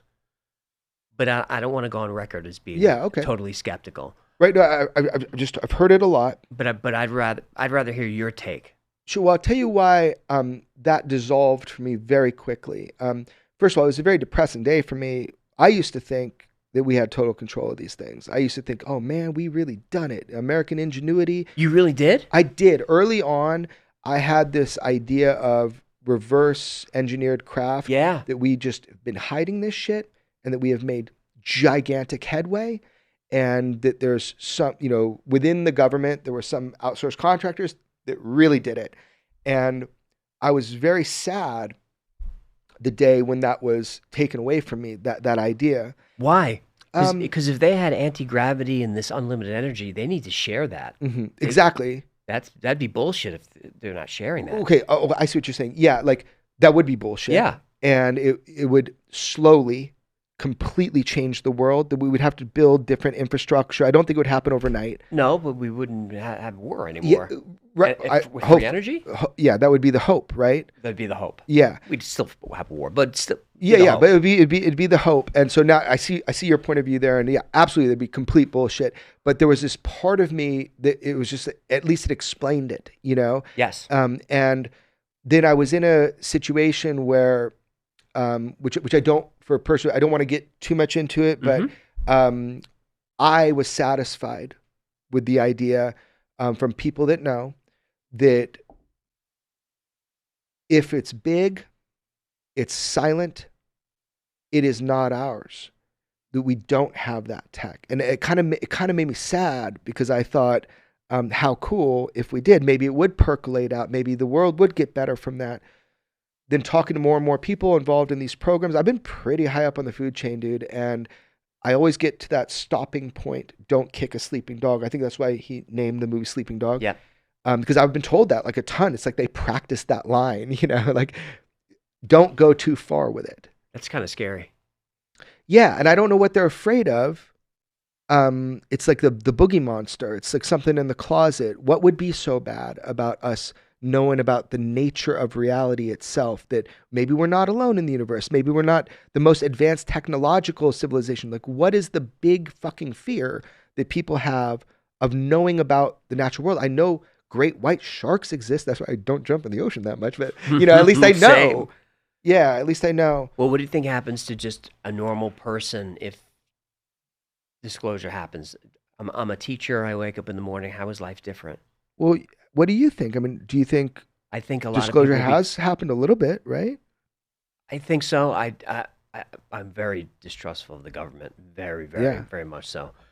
I don't see full disclosure ever coming. Yeah. I really don't. Yeah. Not as long as we're in a world where we're constantly bombing each other. Right. You just can't let China know what you have. They have no motivation to disclose shit. No. The underhanded pitch, let you know what all they need you to know because people are seeing them. Okay, they're real, but that's the cutoff. I don't see it happening. I'm annoyed at myself because if I'm running Lockheed, I'm not telling you what we have. Right. I'm just not telling you because then China's going to have what we have. It can't do that. We need an advantage. Right. So I'm torn between patriotism and wanting to know what's going on. Right. And I don't know where to fall. Right. So, okay, about the Tic Tac stuff. So I've been exposed, and so has George Knapp, to a lot of the technical information about what they observed over those course of weeks. So I told Commander Fravor before he was public that this story is going to get out. Like, it's too big a story. It won't be from me, and I kept my word, and it won't be from me. But that story will percolate. It will get out. Look, if I found out, I did the Ned Day. If I found out about it, then I'm just some weirdo with a beard and tattoos. Dude, other real journalists are going to find out about it. I said this to him like early on. He kind of laughed me off, said, it's not that important, man. He knew it was important. So because of George's position where he's, as a great journalist who's got a lot of trust with people, we've been exposed to some of, we tried to submit to Congress one time a technological report of the Tic Tacs that would kind of answer some of the detailed questions about that. And, we couldn't. I'll just say we couldn't submit it to Congress in a lawful way. So we were unable to get that on congressional record. How? Why not? The DIA did a bunch of reports on the Tic Tacs because they were studying it. It was the first thing they were studying. But the thing is when you're a journalist, you obtain, and then how do you release? You have to be very, it has to be lawful, dude. So we tried to get Congress to get a report that we are very familiar with. They were unable to do so. They were stonewalled. I'll say they pretended like it doesn't exist. The DIA. We can't find it, right? Right. We were fighting to get this out to the public. What you can take to the bank is Commander Fravor is the guy that chased the Tic Tac. So he saw it with his own eyes. Was the mission to chase that Tic Tac or was it an accident? Both. So what happened was he's out on a normal training mission. He's over at another point, and the guy calls him up and says, "What weapons do you got on board?" And he's what? He's like, what weapons have you got on board? He's like, this is like a training mission. Yeah. It's like a beautiful day. It's like nothing going on. So he made some joke. He's like, I got a Cat 9 if you got a sledgehammer. Like basically, right. I got nothing. Got nothing. So they task him to go out to a point, and they go out, and they didn't give him any information. So he thought maybe when they saw this circular, disturbed part of the water at first, he thought, was it like a downed, is like something sinking? Like what's going on? And so as he gets closer, he sees this little Tic Tac, down by the water. And he said like a ping pong ball in a glass. But he said it was just fucking insane, And so he goes, I want to see what that is. And he dives down. As he dives down, it notices him, first of all, it like turns its nose and then starts mirroring his exact flight path. And then it came up next to him and then like that. And he goes, you could only see it move because there was this like disturbance of it moving. So you could see it go, but it was just absolutely beyond imagination for a guy that flies some of the fastest planes, right? And a guy that, by the way, protected Los Angeles during 9/11. It's a very trusted. Oh, yeah. There's no war nerves or anything like this. Nope. So the dude had a really good visual on it. And he goes, where to go? And the controller's like, you're not going to believe it, Commander. It's at your cap point. And that was like miles and miles away. We've tried to calculate the time as almost instantaneously. We're not sure because of the way the radar works. But also that was an encrypted cap point. It was almost like a game of cat and mouse, like it knew. Like it knew. Yeah. So he wasn't going to shoot anything down. He didn't have any hot missiles, but when he saw it, his curiosity, where other people were a little bit terrified about what they were seeing, he went to go see it. Now there's a lot of questions that raise from that. So original reporting, you'll have heard that there was something under the water, right? Now becomes this big debate. There was an object that appeared to be under the water. What was this thing doing? Well, I'll tell you, it wasn't the only one. So there were weeks of stuff up in above 80,000 feet, which they really didn't want me to say for a long time because for some reason that's the scan volume of the Spy 1. Right. But it was above 80,000 feet. So space. So that's a vehicle that changes domains from space to air to sea. It was coming down. And now I talked with some of the people like Kevin Knuth who did the studies on the speed of it dropping down. But by all accounts that I know, whatever speed it was dropping down defies our understanding of how that can occur. And it doesn't disturb water, right? So the Tic Tacs we never saw go into the water. What happened was all these ones were loitering at 2 different altitudes, and this is, I believe, over the course of 2 weeks, some of the controllers were seeing them up there, so they knew this was an area of interest, but they just didn't have like the gas or the time to go out there, right? Also, this is a training zone. If you see a black project, let me get to that with who sees it next, okay? So they go. This thing was going down, and the words that were said to me before this was a famous public case was docking. That was the choice word. Now they meant like a chi charger, like an air, like it just seemed to be hovering over this thing. Now the disturbance of the water, it was in a circular pattern, but the thing that appeared to be under the water appeared to have a cross shape, whatever. There appeared to be something under the water, and these things coming down and hitting over it. Again, it wasn't one Tic Tac. It was many. And that's what people don't know. I don't know. I could go get a more accurate I mean, like 3 or like 10? A dozen. A dozen. Or more. Yeah. Wow. And I always am so afraid of misspeaking. Let me go back to my notes on everything. It's multiple. Yeah. Oh, yeah. It's definitely. multiple. Definitely. But it was something that was occurring for a duration of time. So you have to ask yourself, what were they doing? Like, what was the mission? Right. What was the purpose? And that's what kills me about this UFO stuff. They were never looking to be seen, right? This is something that was occurring that was obviously a job. Like there was something going on. It drives my mind crazy because like what's under the water? Is that like a refueling? Like, sorry, I keep hitting the microphone with my beard. Like what's going on? Now, I think a lot of answers were under the water. I do too, from all reports there. And now you remember I brought Senior Chief Wiggins public because we had a piece of footage that George and I put out. And I found out by his presence on that ship. I know everybody on that ship. I get to know people and they'll tell me who I need to go talk with. So I found Senior Chief Wiggins through a buddy of mine in the Navy, higher ranking Navy guy. And, he admitted to me, there's nothing wrong. He admitted to me he was there. He saw the whole thing. And then he came forward and talked on weaponized. We brought him forward to Congress. There is footage. He saw Tic Tacs, one coming up out of the water. I mean, it's like there's something going on in the water, right? Yeah. That's all I know. But here's what happened next with the Tic Tac. So when Commander Fravor, he's like a head of the Black Aces, man. That guy answers to nobody. He just does his own thing. So he sees his buddy Commander Underwood, and he was about to go do the next flight. He's got a full tank of gas. He's a wizzo, so his job is to record shit, right? And he says, this is where we saw it. It went to the new cap point, which baffles them, because if it was actively jamming their weapons or their radar systems. It was. Yeah, they don't like saying it anymore. I guess like top brass told them don't say it anymore is what I'm thinking, because that's an act of war. But if you look at my original interviews with them, they say it out loud. So there was active jamming. And that is that is considered in their world an act of war, an aggressive maneuver. They made that very clear. So whoever it was had a technology that was able to actively jam. So then he sends out his buddy, Underwood, and his call sign is Nuts, by the way. You do the math.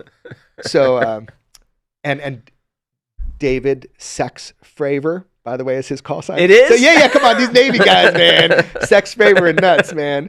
Okay, so Nuts goes out, and he picks up the target right where Fravor said it would be, or in that vicinity, and he's just flipping through every optic system that he has, because it's like collecting data to bring back to the intel guys.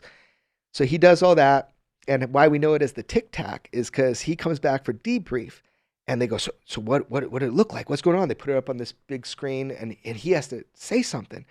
And he remembered Airplane, the movie, and he remembers that dude saying, I don't know, it was like shaped like a Tylenol, but it has like wings, and he's like, I can't say that. And he's a big fan of like old 80s movies. He goes, sure, it looked like a Tic Tac. So that's how we know it as the Tic Tac UFO. Oh my God, that's so because he didn't funny. want to say the airplane thing.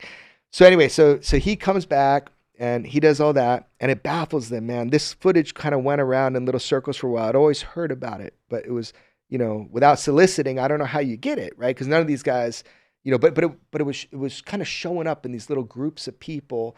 That's how it kind of got this lore, because they did at some point have a VHS tape that was going through pilot circles. Anyway, somehow, mysteriously, that footage did make its way back to the internet right in time for a Coast to Coast show that George and I had the day of a Coast to Coast show. It was like people listening and watching and knowing that I wanted to see that footage because it appeared online and we were able to point to it. And that was way before it was a public case. You hear us on the radio kind of dancing around it. We reported on it twice before it was part of the New York Times thing. Right. So basically I said to Underwood, hey man, how do you know this isn't ours? Because it would be really cool. In some ways, it'd be cool if it was ours. Really shitty, they've been covering up. Right. I was like, how do you know it's not ours? And he goes, I said, have you ever seen a black project accidentally? And he's like, it's happened. And I'm like, so what happens when you see that? And he goes, there are strict protocols. You come in for a debrief, you sign an NDA, you are not to talk about this experimental craft by this corporation or that corporation. You're not to talk about it. Forget about it. So that's why he could only say to me, it's happened, but there are protocols for that. Sure. So you're in an area where it is dangerous to be operating experimental technologies in the middle of the ocean, right? Doesn't feel to me like a proper planned thing. No. It's actively jamming our weapon systems, which is very dangerous, how it's been described to me by them. That's also not a thing. I either forgot about that or didn't know that. Right. I don't know. They kind of have stopped talking about the active jamming. I don't know if he said it in Congress, Fravor, but if you listen to the original reporting that I did on it, they say it with their own mouths. Underwood talks about active jamming, talks about, and Fravor, this circular disturbance appeared to be an object under there, which we would call a USO, So that's another strike against that it's something that's ours, is that there's no protocols. None of them were ever had to sign an NDA about this, right? This is something that just happened. Why wouldn't they have to sign an NDA? Because it's not a known issue. It's not a known, they just went out on it. There was nothing secret about it. Because there's been no ramifications against Fravor, right? No, zero. But the nail in the coffin for me was in Congress. And here's what he said publicly. He says, I don't know if he said my current employment. He has a classified job right now, okay? His job would allow him to understand what our highest capabilities are right now and what they're going to be in the future. He has a very, he has a lot of responsibility in his new job, Commander Fravor. He's really still trusted. Extremely. Oh yeah, Fravor. It's a confusing story to me. It is very confusing, but he didn't do anything wrong. No, he didn't. But no. He didn't leak anything. He didn't go talk outside of school. His name was brought into the public, like I told him it would be, not by me, by other people. But he's telling you release information of the people in jail, and yet he's still distrusted. Well, what I told him wasn't about his story in the movie. Yes. I was telling him about how agencies have done what I thought at the time was super illegal things. Yes. Like, for example, targeting Matthew Brown with words like counterintelligence on American assets, like targeting Dylan Borland with words like espionage to me, ODNI saying those words to me about my friends and lying about them. I thought that was going to get them put in jail. Fuck, I was naive. Yeah. Oh, yeah. Yeah. Super naive. You were. Apparently, it's okay to do these things to people if it's our government and not other governments. Yes. So I've never told, and I'm not gonna right now, but that there is another story to all that. I was very naive. So in that movie, when you see me all bent out of shape and I'm talking to Fravor, I thought if I documented everything and these crimes I thought were committed against whistleblowers, if I brought them to light internally, that people would go to jail for what they did. Boy, was I wrong. So anyway, back to the Tic Tac. Fravor, he's in Congress, and he goes like this. He goes, "We didn't have that technology in 2004.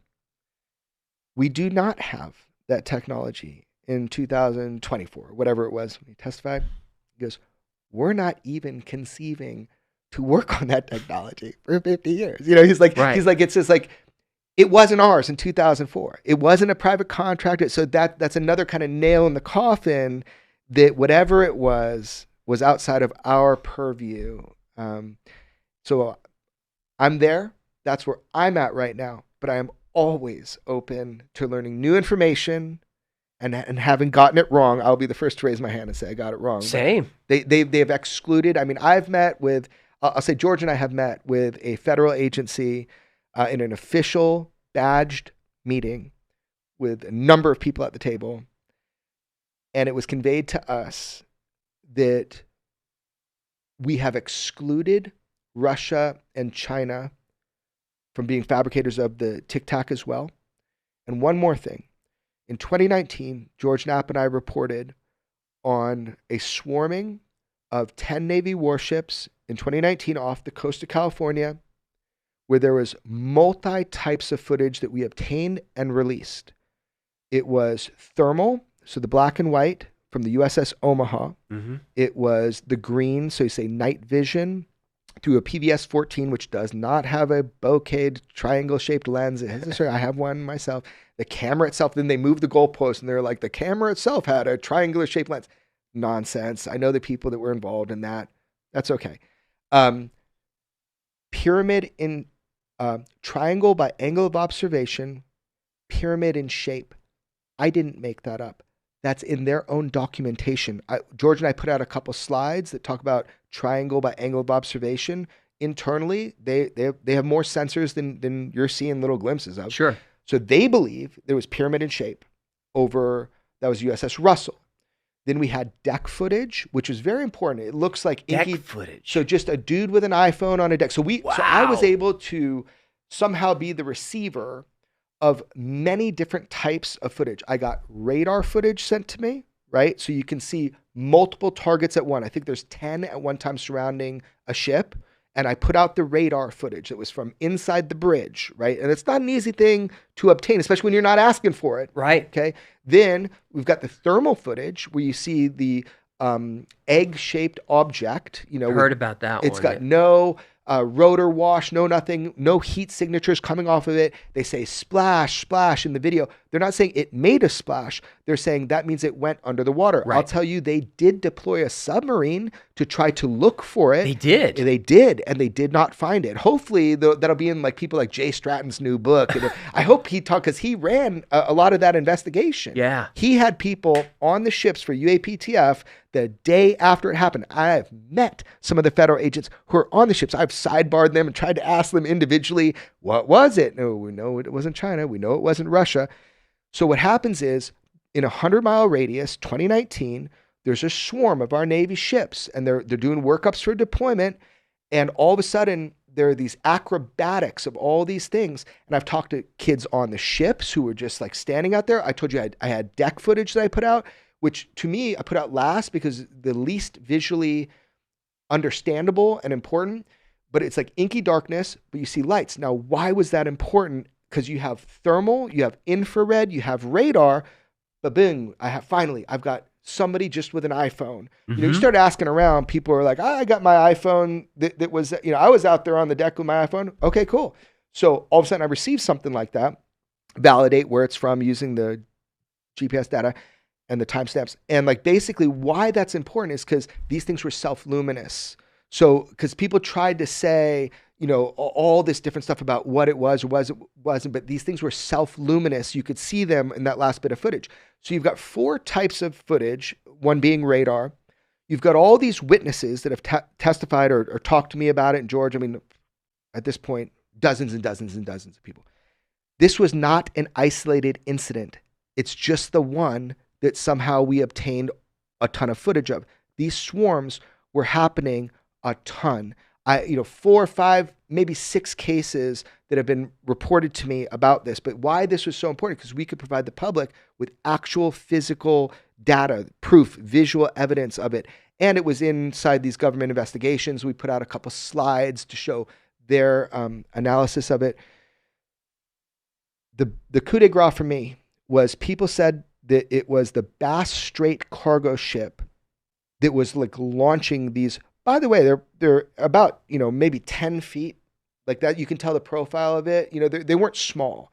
Right. So people said, and even on Wikipedia, it still says the Bass Strait cargo ship. It was a Chinese ship, it was launching things. Okay. Well, Bass Strait was boarded the second it got into Long Beach. And by the way, the ballet was still going on when Bass Strait was in port. People forget that. And I know some of the agents that boarded the ship. They found nothing. And here's the coup de grace. I found the one sailor whose only job during that event was to watch the Bass Strait through all the visuals to make sure it wasn't launching or landing anything. And he came on weaponized by voice and told he wishes that he could report to us that we knew who was launching those. And he couldn't because they weren't coming off of the Bass Strait. But if you go to Wikipedia, I believe it still says probably. Yeah, it's total propaganda bullshit. Of course. Yeah. So because they don't know where they were coming from. They were coming from the west. There's nothing over there but Hawaii, man. What were they launching off of? Where were they landing? If they're these autonomous, where were they landing? There's nothing there. There's nothing there. So somebody's got a pretty cool technology that can do and perform in just fun ways. And it's not China. So many resources were spent on figuring out. So it's not China, it's not Russia, and unfortunately, it's not us. Mm-hmm. And that would have been comforting, but it's not us. And it's been happening more and more. So more frequently? It's hard for me to say more frequently because I've told a lot of people not to call me anymore. I was like, that's cool that happened on your mission, but probably shouldn't call me about that stuff. I fear now that I'm on so many radars that anybody who speaks out of school is going to be penalized for. I mean, I've had people in the Navy who have nothing to do with the UFO topic who are just my friends who've been questioned.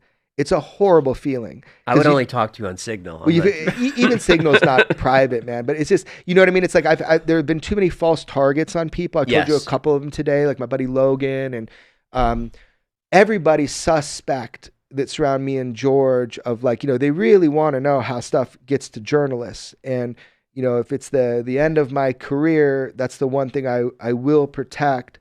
And luckily, everybody's got it wrong so far.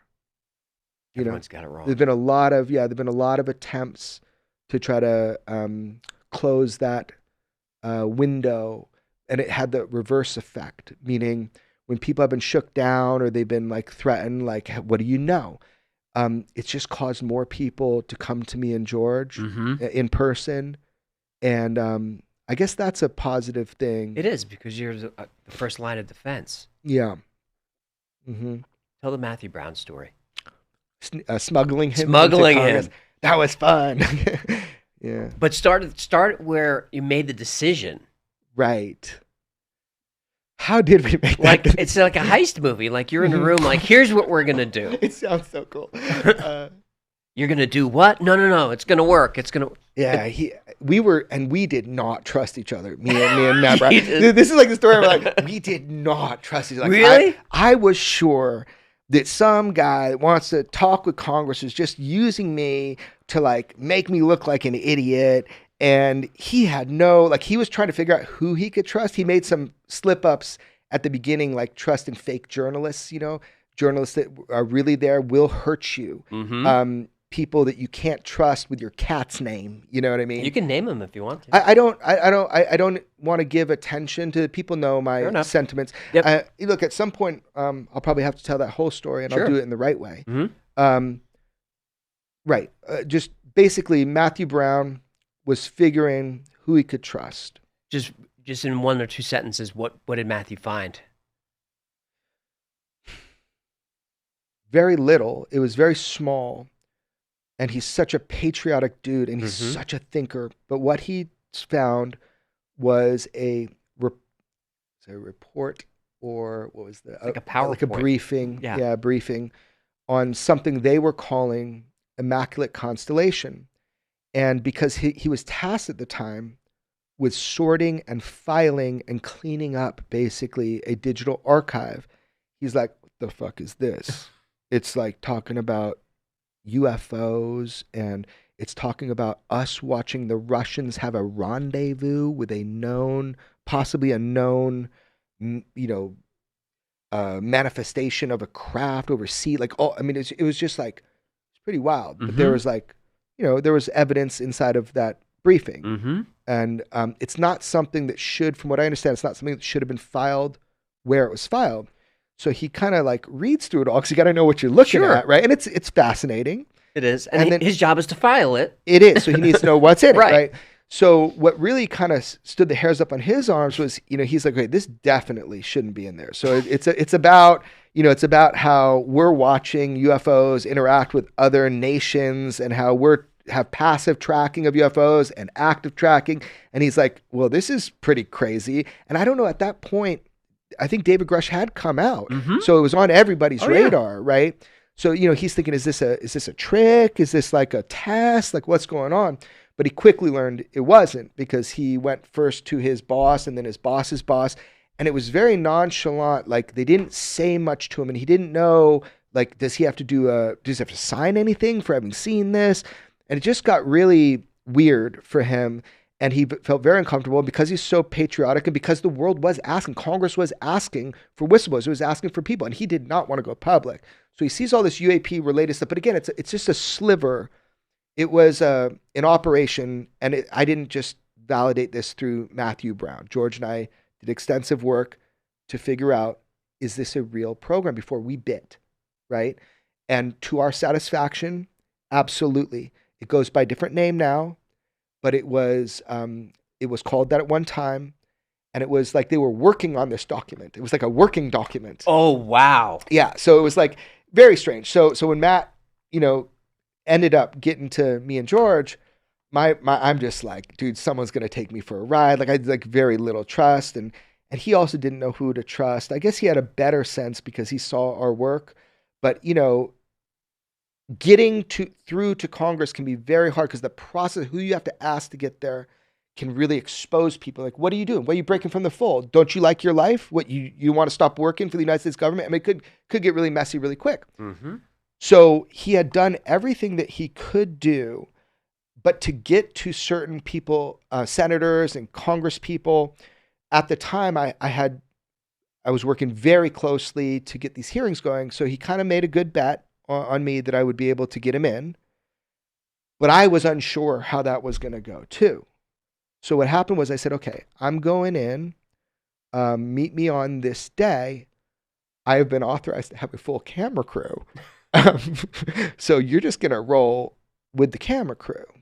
And if He's carrying a boom or something? no. He's just walking with us, But it was like, because also he's going in there with his face. It's one of the most highly, Sure. monitored places by intelligence agencies as well, because a lot of the leaks come out of Congress. You ask any human intelligence guy, and they're going to tell you, or anybody in human intelligence, they're going to tell you the biggest leaks in American history have always come out of Congress. Like that's a thing for them. So they monitor this. So he's like, am I doing the right thing? I know I'm doing the right thing. How do I do the right thing? Meet this crazy bearded guy with tattoos, but he knows George, so he must be on the level, And I was like, hey, but he wasn't with me. I was like, let's go in. I have like 5 scheduled meetings. It's all for this filming that I'm doing. They're out of all these meetings. We're going to start with somebody I very much trust, has 100% of my trust. The only guy that said my name in Congress out loud when he calls them the spooks, or the suits, the 2 CIA guys at that weird hearing I told you about, said, do not say his name. They told Rep. Burchett, do not say his name. He is a security issue, is what Burchett said publicly. They used different words about me. And first thing he did when he got to that microphone is he said, I want to thank my pal Jeremy Corbell for bringing in documents and introducing us to whistleblowers. And somebody coughed, Comer, coughed while he was saying it. They didn't want me mentioned in that hearing. Burchett did it anyway. So I really trust Burchett. Yeah. Because why just to keep your name out of the record? I don't fully know, but I know because that everybody knows you. I know. It was so bizarre. They wanted to make it seem like people should go to Michael Schellenberger if you're a witness, rather than to me. It was 2.5 months of bringing documents, having them vetted, working with Congress, getting up to that point. There's a part of the story I'm not telling, which what happened the night before. It was absolutely mechanically planned.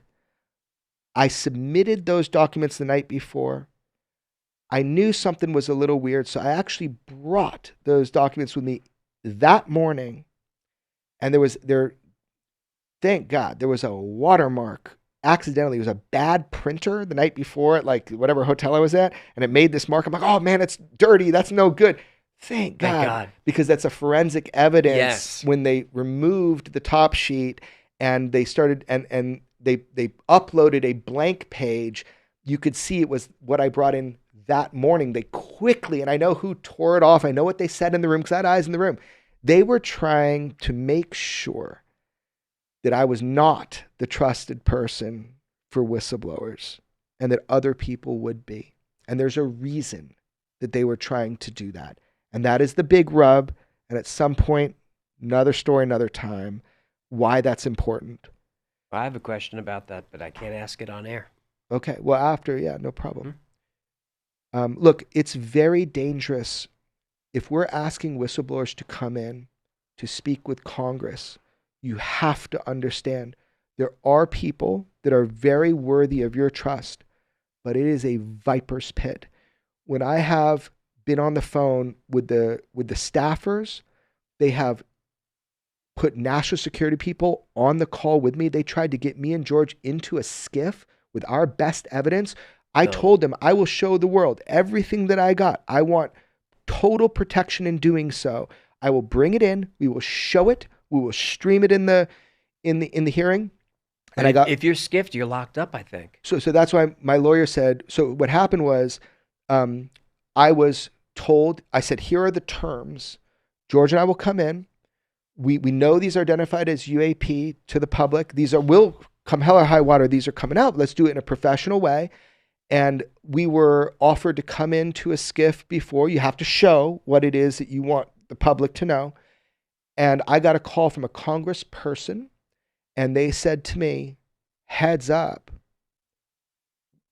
the people that are supposed to be in that meeting, we're not even going to be there. It's a trap.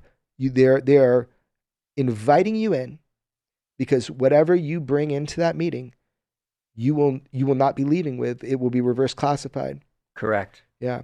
So yeah, my lawyer shut that down instantaneously. Correct. But it's okay. It comes out anyway through Right. journalism. We've released a bunch of it. No, but I think it's important for people listening to know the skiff is not your friend. No. And Is that especially, DIA that got in the way there again? no, DIA has never gotten in the way. Actually, Like DIA has never gotten in the way to me on that. Oh, because of the files. Yeah. Who was setting up that skiff? You don't have to name. Agency. Yeah, well, it's complicated. It's not one agency. Okay. So when you're in these congressional setups, right? There's a bunch of interested parties that need to vet the people that will be talking, and sometimes I'm surprised with what agencies are represented in those Zoom meetings. What agency surprised you? I think Homeland Security, maybe they were, like, it was very surprising to me. There was they call them national security advisors and stuff like that. Yeah. I think most agencies are represented. Here's something that really surprised me.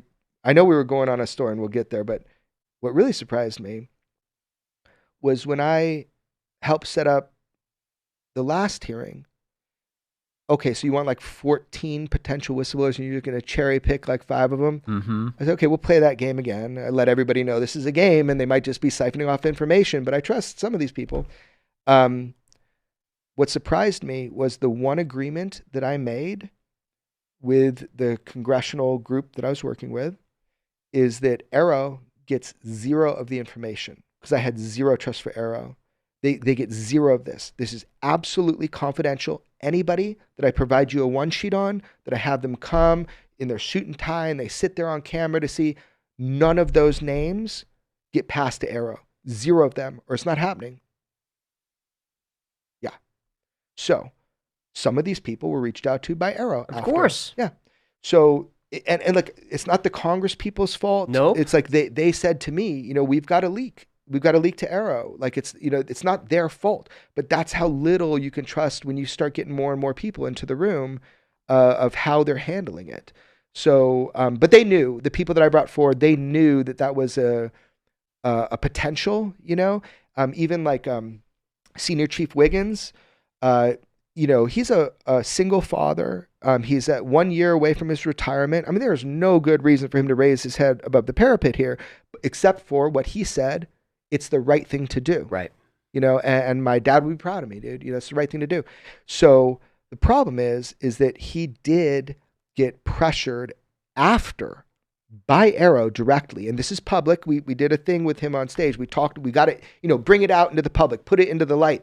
So what happened was they threatened him that if he didn't debrief with Arrow, that they were going to get Pete Hegseth to command it. Which is like, when you're in the Navy, that would be the top of the top. That is the top of the top. SecDef.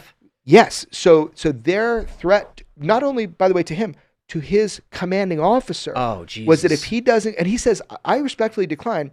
I've said everything that I need to say. Mm-hmm. I told the whole story under oath in front of Congress. Done story. Right. I am just doing my job now. And why would they so desperately want him to come in and debrief to the point where they threaten him with the SecDef is going to come, which is a bullshit Of thing. course, He's of not course. going to come. No, he's not. Yeah, and we kind of knew that, but we just thought it was so crude a way. Now, I ask you, if he already testified to everything and he said it under oath, what could they possibly want to know? They know the list of everybody on that ship. Mm-hmm. They can hear some of the voices in the video that George and I put out. So that was a trap. They are trying to pressure him so no Navy guy ever will talk, will come forward like that or come to Congress. Right. That's what they were doing. Mm-hmm. So that's kind of what you get, like an overt kind of threat, but some of it's more like, covert. It's just trying to make you uncomfortable. So the whistleblower protection is all nonsense. This is what really disturbs me right now about, there's so many guys that you're just not going to do it. Well, what are the whistleblower protections? Because we have Matt Brown, we have Dylan Borland, mm-hmm. we have David Grush. They're sitting there without help. I mean, other than Dave is working, in good capacity right now with Congress. But it's like, what protections do you have? These guys can't go back to their normal jobs. They have to find a way to make a living. And Every group that said they were going to help them didn't. I see the people standing up these funds for whistleblowers. How about helping the whistleblowers that already need help right now, who have already come forward? It's like a charade, dude.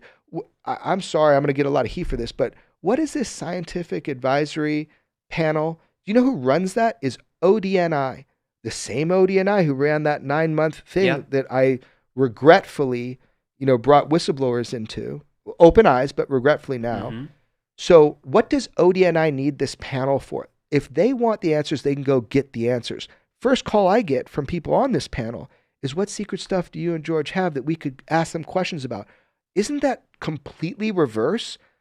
Like, give them data, let them analyze it for public good. Right. What do you need us for? I don't get it. I haven't really talked with everybody involved. I'd love to hear from each of them why they're participating in this panel, what they hope to achieve. If they can't look at classified information, what are they going to be given?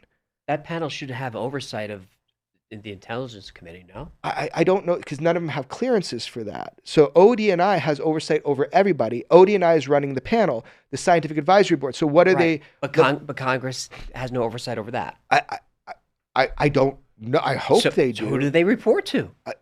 ODNI. What does the ODNI need? What do they need? I don't know. So I'm highly. I know people are going to be so mad at me about this. But Why? Because I'm highly, because I have a lot of friends that are on that panel, but it's like, what, okay, it looks good. You're like doing a scientific panel, but like, what does ODNI need? You don't think they have scientists? What does ODNI need of you? They need a public facing thing. Right. ODNI is using you in order to message something. Now, positive look on this. Positive look is, okay, maybe they want to disclose some stuff and you guys look through the evidence and come up with the conclusion yourself and, oh, golly gee, like that's a positive thing. I don't believe for one second. That's not going to happen. No, ODNI is not looking to get, I think they're doing a data collection just like they did for those 9 months, that they get all these scientists, these people on board, and they say, what can you bring us to analyze? And then it's a collection thing. Yes. In my opinion, now I'd love to be wrong, and I'm not demeaning what they're doing. Some of my friends are on this panel. Then do good work, but find out what you're going to be analyzing. Did you advise them don't accept the position? I don't advise nobody on nothing but myself, man. Like I don't see 360. Maybe they know a lot more than I do, but it seems haphazardly put together. Yep. And what is the point? If ODNI is running it, what do they need you for? They already said they can't give them anything classified. So what do they need you to analyze? Now, I'd love to find out. Like, let's let this play out, just like the government releases. Let's let it play out a little bit. Yep. Let's see what they talk about. But again, if they don't talk about biologics and they don't talk about reverse engineering, there you have David Grush standing up there saying, I am directly aware of biologics. Dude, non-human bodies, bro. Right? And reverse engineering. Okay, so that's going to be a problem if America doesn't come clean on it. I hope it's a problem. Did David ever give you the names? Names of what? Of who he heard from? Well, David... I don't want to get him in trouble. Yeah, David... David has always done it. We need that guy. Yeah. We need that guy. I found out some of the names not by David. That was like a leak to me from ODNI, which is really weird. Bro. Really? Yeah, bro. I was on the receiving end of a whole bunch of shit that I never should have heard. I don't even know how you can trust that, but okay. Other than, it's not just them telling me, it's like, how do I dance here?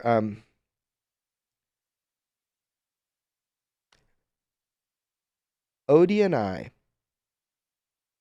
told me, and I'm saying ODNI because there's like good people in there and people that I'm not sure about. Sure. But in general, I heard about stuff, specifics that I never should have heard about. So, for example, I went on stage in Oregon with Dylan because let's get out in front of this again now. ODNI told me about a program name called Rubik's Cube. What? Dylan never told me about that, but they were telling me that was something that Dylan knew about. I asked him on stage, and if he didn't know about it, Dylan would be like, I don't know about it. I asked him on stage, and he's like, I would love to be able to tell you what I know about that in full, but right now I don't know what the law is or that I'm restricted. It was an obvious yes. Obvious yes. Wow.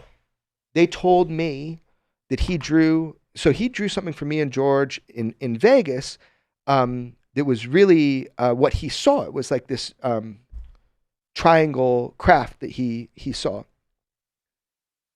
He never drew for us a pyramid power source with some sort of symbol on it. That was told to me by ODNI.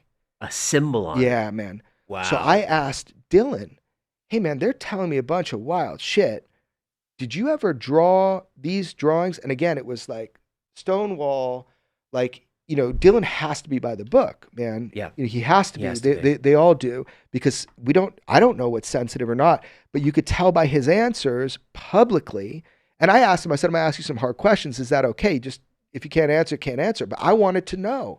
So what I'm saying is there was an inappropriate relationship where I was being told things to try to diminish or demean these whistleblowers, all of which I come to find out, first of all, some of them weren't true about things. Like they said Matt Brown had made up the Immaculate Constellation stuff and that he had admitted that in ODNI. And I go back, I was like, did you get it all recorded? He was furious. They said that he was racist and all this stuff. They were trying to get me and George to do their dirty work, to turn on David Grush, Lou Elizondo, Matthew Brown, Dylan Borland, even Hal Putoff, Jay Stratton. They brought everybody's name up to us. And now I get it. Now I get it, which is that they were trying, to my best assessment, they were trying to get us to go out and do the dirty work for them and say that all these people are out for themselves and they're all liars or they're lunatics. And it didn't work, because what am I going to do? Of course I'm going to call these guys and say, dude, I just heard the craziest shit. When I told Matt Brown that they said that he was like a Jew-hating racist, that's what they said, right? When I told him that, he was at his buddy's wedding who was Jewish. Right. They didn't know he was also part Jewish.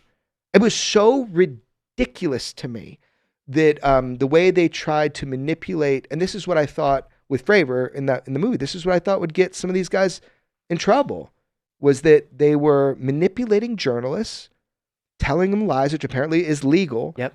and saying horrible things, and some of which criminal sounding things, against some of the whistleblowers. I didn't know that was legal in America, but apparently it is.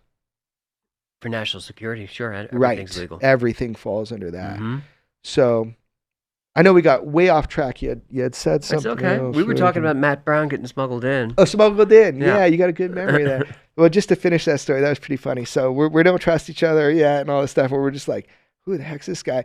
And I said, well, look, I'm going to get you in front of three that I really trust. We'll start with, somebody I've known the longest. There's actually like 5 meetings, but there's like these 3 I want you to, present your 60 seconds of what you got to say. Now, he didn't want to testify. This was just getting the information to the people that were asking for it. They were literally asking whistleblowers to come forward, right? So how do you physically get a meeting and get in there without raising a billion alarm bells? Sure. So he's walking with the camera crew. We do the sit-down filming in the first place. And I said, hey, so I've got a whole crew with me, but one of these people is actually a whistleblower. And the thing is, it would just be you, me, and this person. If everybody else leaves, are you comfortable with that? I think you want to hear what this person has to say, 3 minutes, something like that. First one, absolutely. No hesitation. Cleared the room. One guy came back in. That was Matthew Brown. Sat down, said, this is what I know to be true. This is what happened to me. And I've tried to put it through all of the proper channels. I'm not looking to testify, but you asked for people to come forward. So I'm now giving you my report. That was his report. And he gave it. And then I said, okay, we're going to go into another office. What's my trust level? I said to my friend, what's my trust level? They're like, it's good to talk, but don't give them a document, right? Went into the next. Same situation. Sat down, everybody left, comes back in. We do that 3 times. Another person we gave documents to just to make sure they were circulating. And so that really built trust, because I did get him in. They did take him seriously, and they did offer to always be there if anything awry happens. But again, we were far away from it being mentioned in Congress at that point. I had to go through with them and the documents and validate what Matthew Brown had said. And I was able to do that, to validate that not only was he in the position that he said he was in, but also that the content of what he was reporting on was an actual program. And you were able to validate. I was able to do that. So was George. Right. Because they know you're onto it at that point. Right. There's some people that'll let you in that much. Yeah.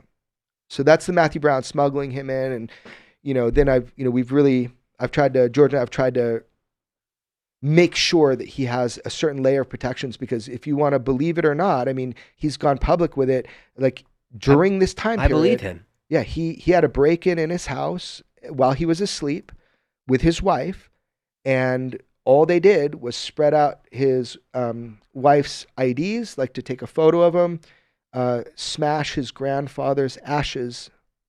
You're kidding. Nope. So that would be a covert harassment. We don't know who did it. We know who did it. Well, I don't know specifically who did right. it. Yeah, or what agencies would be involved. But clearly they wanted to send a message, don't go forward with this.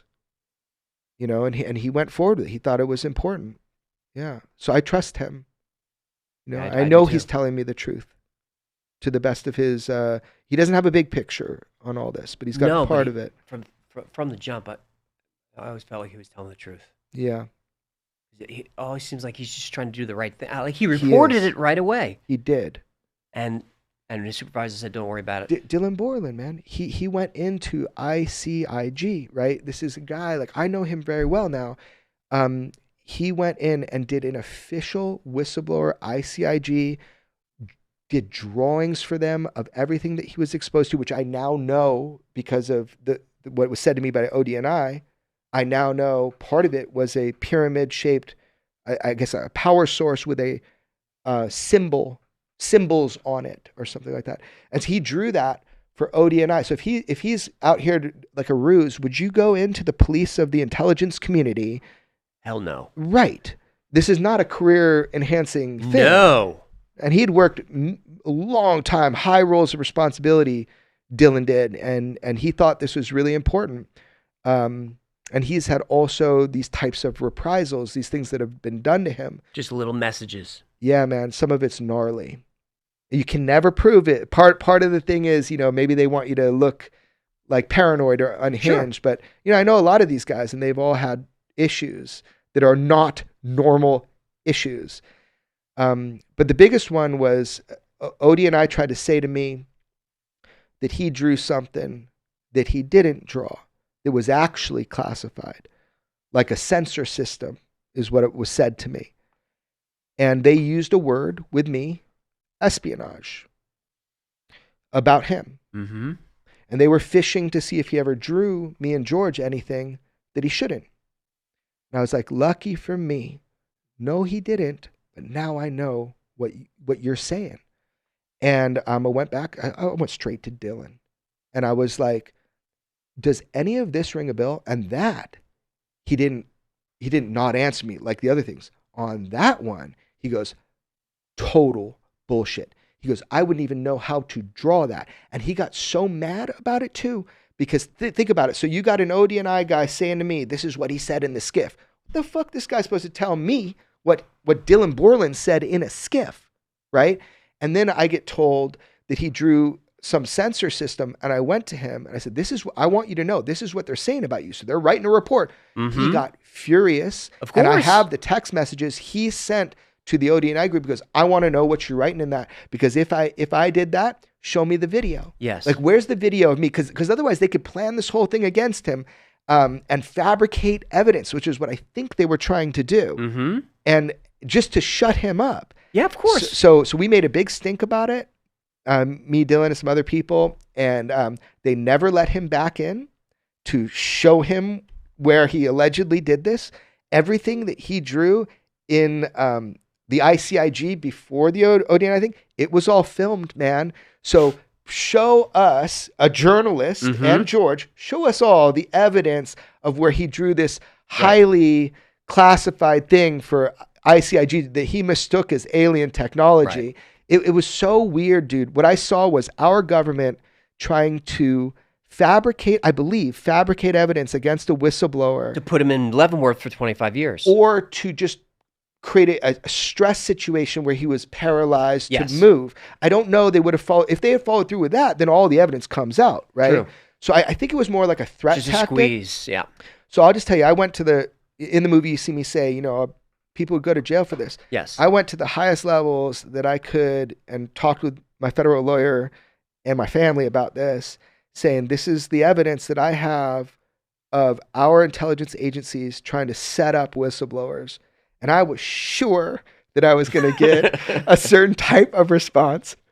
And I will tell you that I did not get the response. I kind of got the response. Well, it wasn't the Russians or Chinese, right? I kind of got the response that if it's us doing these shenanigans, then it's okay. And that was disheartening. Yeah, it is. Yeah. Weird stuff, bro. I'm just interested in the UFOs. Right? I'm just trying It's to. so simple. It's UFOs. And now you got cameras everywhere. Are they harassing you? Are you seeing the same agents? I'm not seeing him like dating them. No, No, I mean the the people show up. I'm wondering if there's a unit put together. Right, the watchers we call them, my friends and I, as a joke. The odd thing for me was all the hearings. In the hearings, I had some guy come up and whisper in my ear, "You think you're going to make it to the steps?" Yep. That's why I had my buddy Dan Cleary walk with me that other time, because it was just like a weird thing, and you can't put your finger on. Like, who is that? Well, that same dude I watched, and I looked at some of the footage in another hearing, and I saw him there, a suit, So Mhm. I have seen a couple times the same dudes because I had a whole camera crew. So I went through some of the footage, but I don't know that it's that simple. I don't know that it's like just I don't know, who's ultimately wanting certain things to be known and other things not. Like, clearly they want you to know that UFOs are real. That is a clear message. They want you to know that. Yep.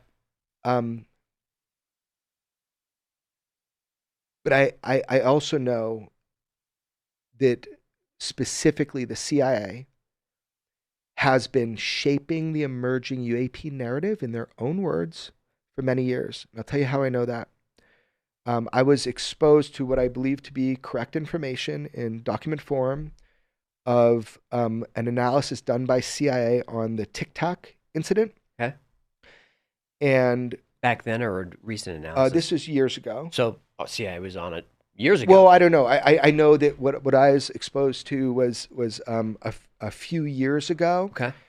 But what they were trying to claim in that was that Fravor misidentified his instrument systems, which it negates the entire thing of it being filmed by Underwood, all the other witnesses. It was just like this low level trying to push through the intelligence agencies a dismissal, which Right. I never really thought about, but they do that a bunch. So like when people come forward and they talk publicly about UAP, there will be internal classified memos that say none of these people can be trusted again. Arrow did that. Arrow did this Sure. whole yearly report. And at the end, there was this paragraph. And this is like multi-sourced. A bunch of people that actually have access to these servers who've read the classified versions were like, oh, that last paragraph. I'm like, what last paragraph? And then I learned is that Arrow said, well, nice that here's our report. And none of these people that have come forward could ever be trusted again because they broke the cardinal rule. So they're trying to tell the rest of the intelligence community, if you speak outside of school, because those are the people with access to stuff, you won't be trusted again. So with the CIA, I know that they had put some reports into circulation, including the Lockheed Martin narrative. And that's why I'll tell you. That's interesting. Yeah. And they've actually come to Fravor, and he immediately saw the nonsense. And I said, look, check out this email, because I had received another email where they're trying to use, individuals to propagate that mythology. Mhm. And I know where it comes from because I saw that in some documentation that I believe to be correct. I actually informed a federal agent in the DOJ, a friend of mine, hey, if you have access, here's a document you should look for. I'm not asking you for anything. You're not I don't want- soliciting, This right? is for your knowledge. Right. You know, and so I have found that the CIA absolutely has hands on this topic a lot more than others, probably because of their shell companies and how they can help hide stuff. Mm-hmm. I know that they have stood up a media platform. I saw it coming from miles away. George and I have, kind of talked about it. But if you have a media platform that jumped into the UFO thing, and then they do not just UFOs, but a bunch of science and technology news. You want to name them? I don't. I would rather people think for themselves, Okay. right? At this point, but if you've got somebody who's like, I don't know, living in another country, like Germany or something, and they run like a online media thing, and if you look at the history of that media thing and when it popped up and how it popped up.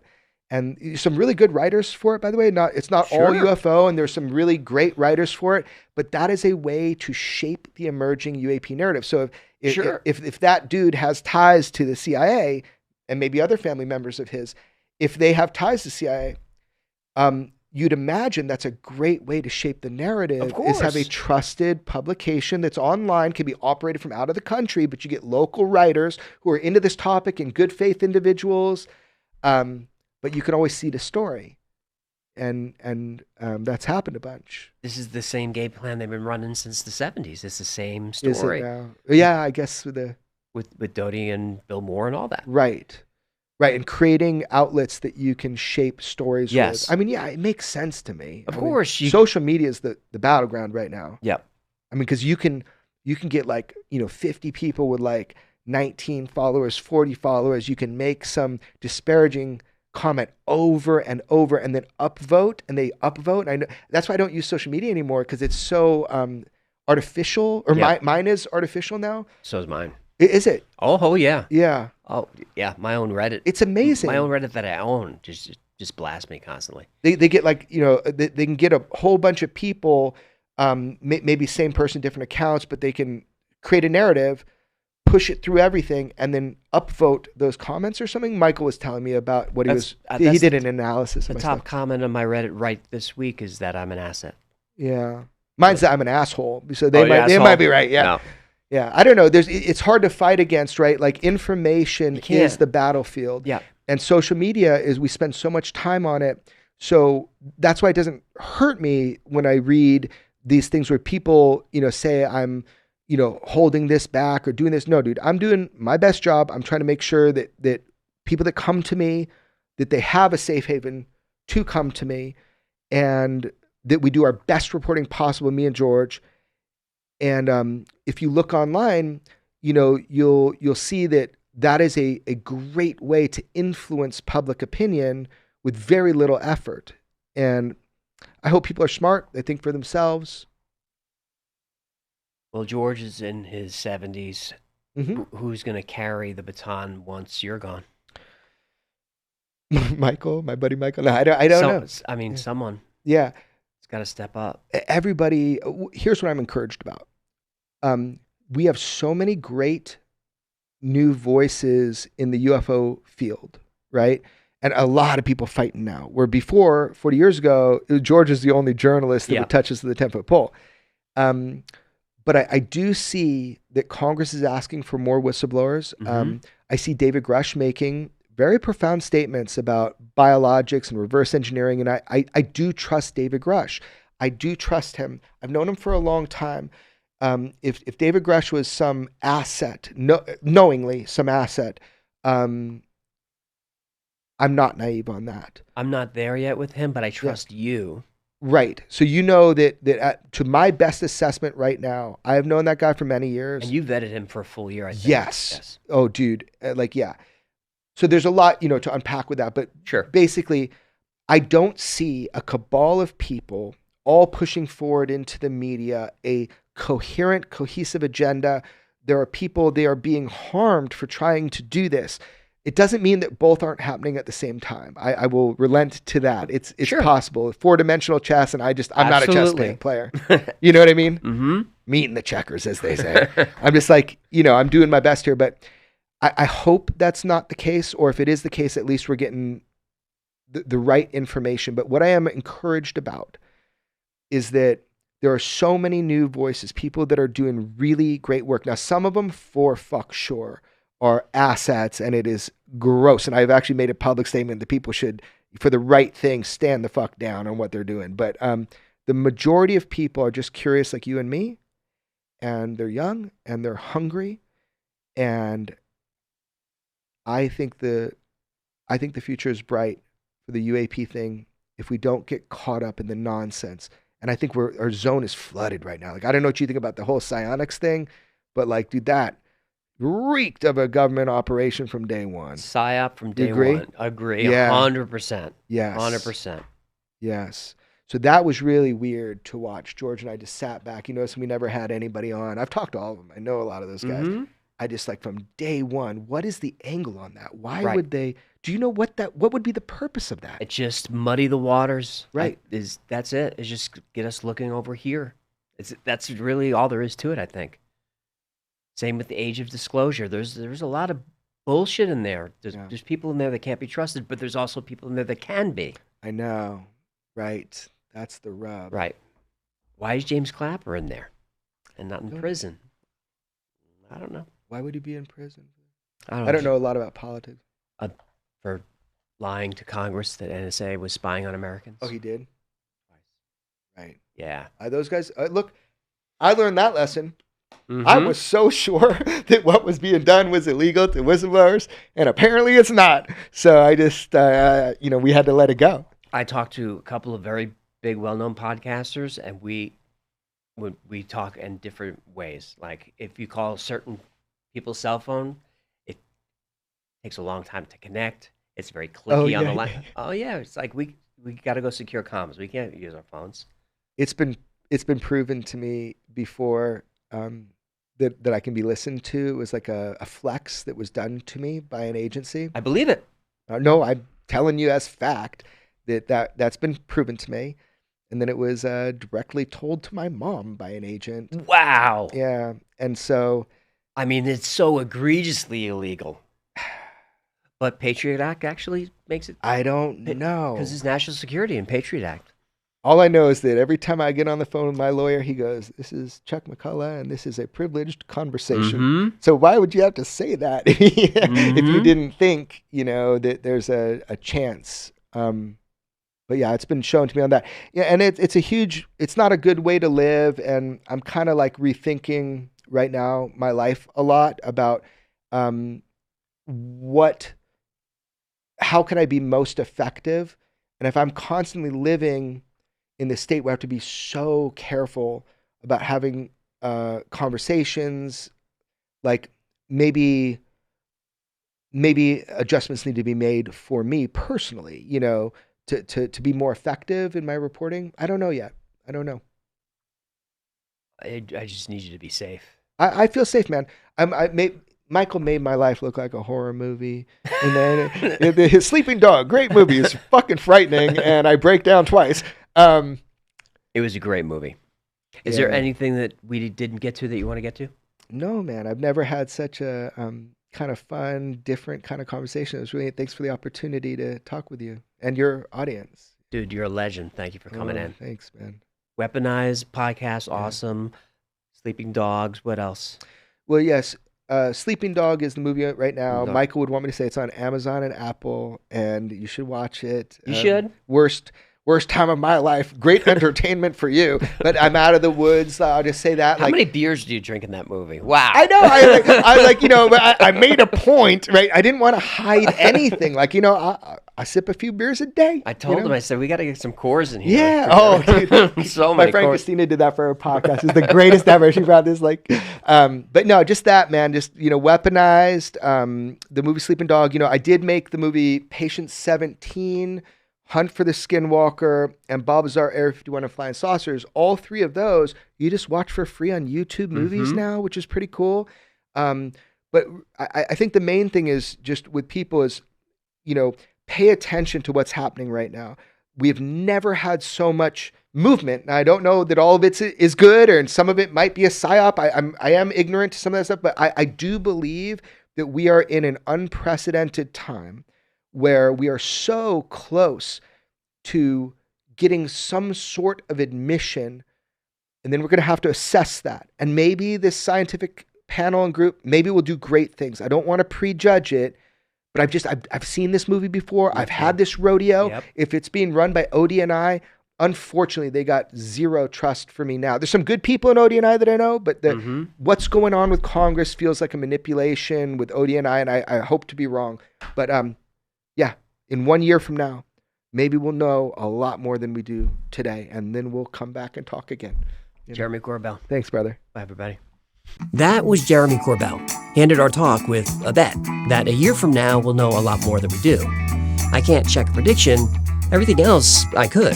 Start with the footage. The pyramid over the USS Russell, the sphere off San Diego. Jeremy released those, and in 2021, the Pentagon confirmed they were taken by the Navy and folded into the government's UAP investigations. The Pentagon backing a self-described weirdo with a beard and tattoos. I love every part of that. Storm Area 51 checks out too. A college kid watched Jeremy and Bob Lazar and Rogan, made a Facebook joke, and 2 million people RSVP'd to raid a military base. I love every part of that too, but I don't recommend it. Now, the big one. James Lukatsky ran the Pentagon's covert UFO program, and he wrote in a book with George Knapp that America holds a craft of unknown origin, and that we got inside it. The government's own publication review cleared every word. That doesn't prove a craft, but nobody's walked it back, and we keep waiting. The entrapment invitations, the whisper campaigns, the safety protocols for his family, I can't verify. He says it's recorded sitting with his lawyer. We have to take his word for it. Everything I could check, checked. But the scene that stuck with me is the tennis court. Jeremy filmed John Lear for almost a decade. Near the end, Lear believed the man he called Sleeper had come to Earth on a craft and could write him a ticket off the prison planet. Jeremy flew him in, wheeled him onto the overgrown court, and filmed Lear crying, asking if his ticket was still good. Jeremy calls it UFO disease. No answers, so you fill the hole with whatever hurts least. He won't fill his. So is the biggest story in human history being suppressed? I can't tell you, and neither can Jeremy. That's what I like most about him. He fixes toilets in his own buildings so nobody can buy his reporting. And he spent 15 years saying, I don't know, where certainty pays better. That's the guy I want holding a flashlight. Jeremy and George Knapp's podcast is Weaponized. The documentary is Sleeping Dog, that's dog singular, on Amazon and Apple. And his films are free on YouTube Movies. His site is extraordinarybeliefs.com, and everything I mentioned is linked below. If his grandma's story got to you, check out my Battle of Los Angeles episode. Until next time, be safe, be kind, and know that you are appreciated.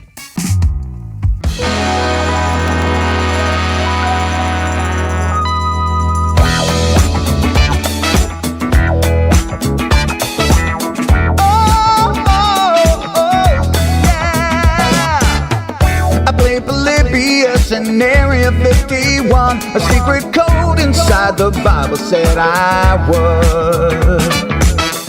I love my UFOs and paranormal fun, as well as music, so I'm singing it like I should. But then another conspiracy theory becomes the truth, my friends, and it never ends. No, it never ends.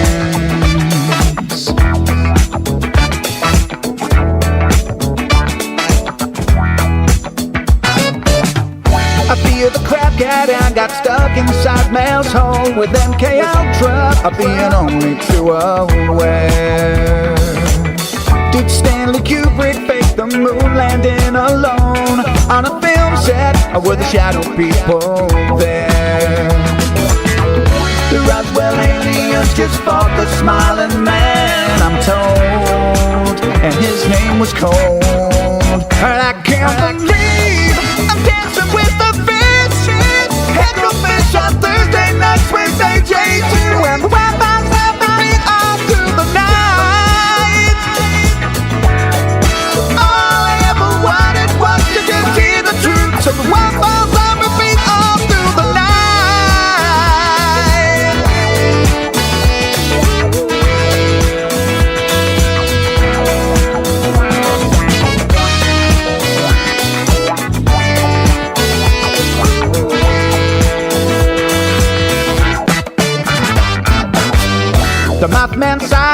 and the solar storm still come to Agatha, the secret city underground. Mysterious number stations, planet Serpo 2, Project Stargate, and what the Dark Watchers found.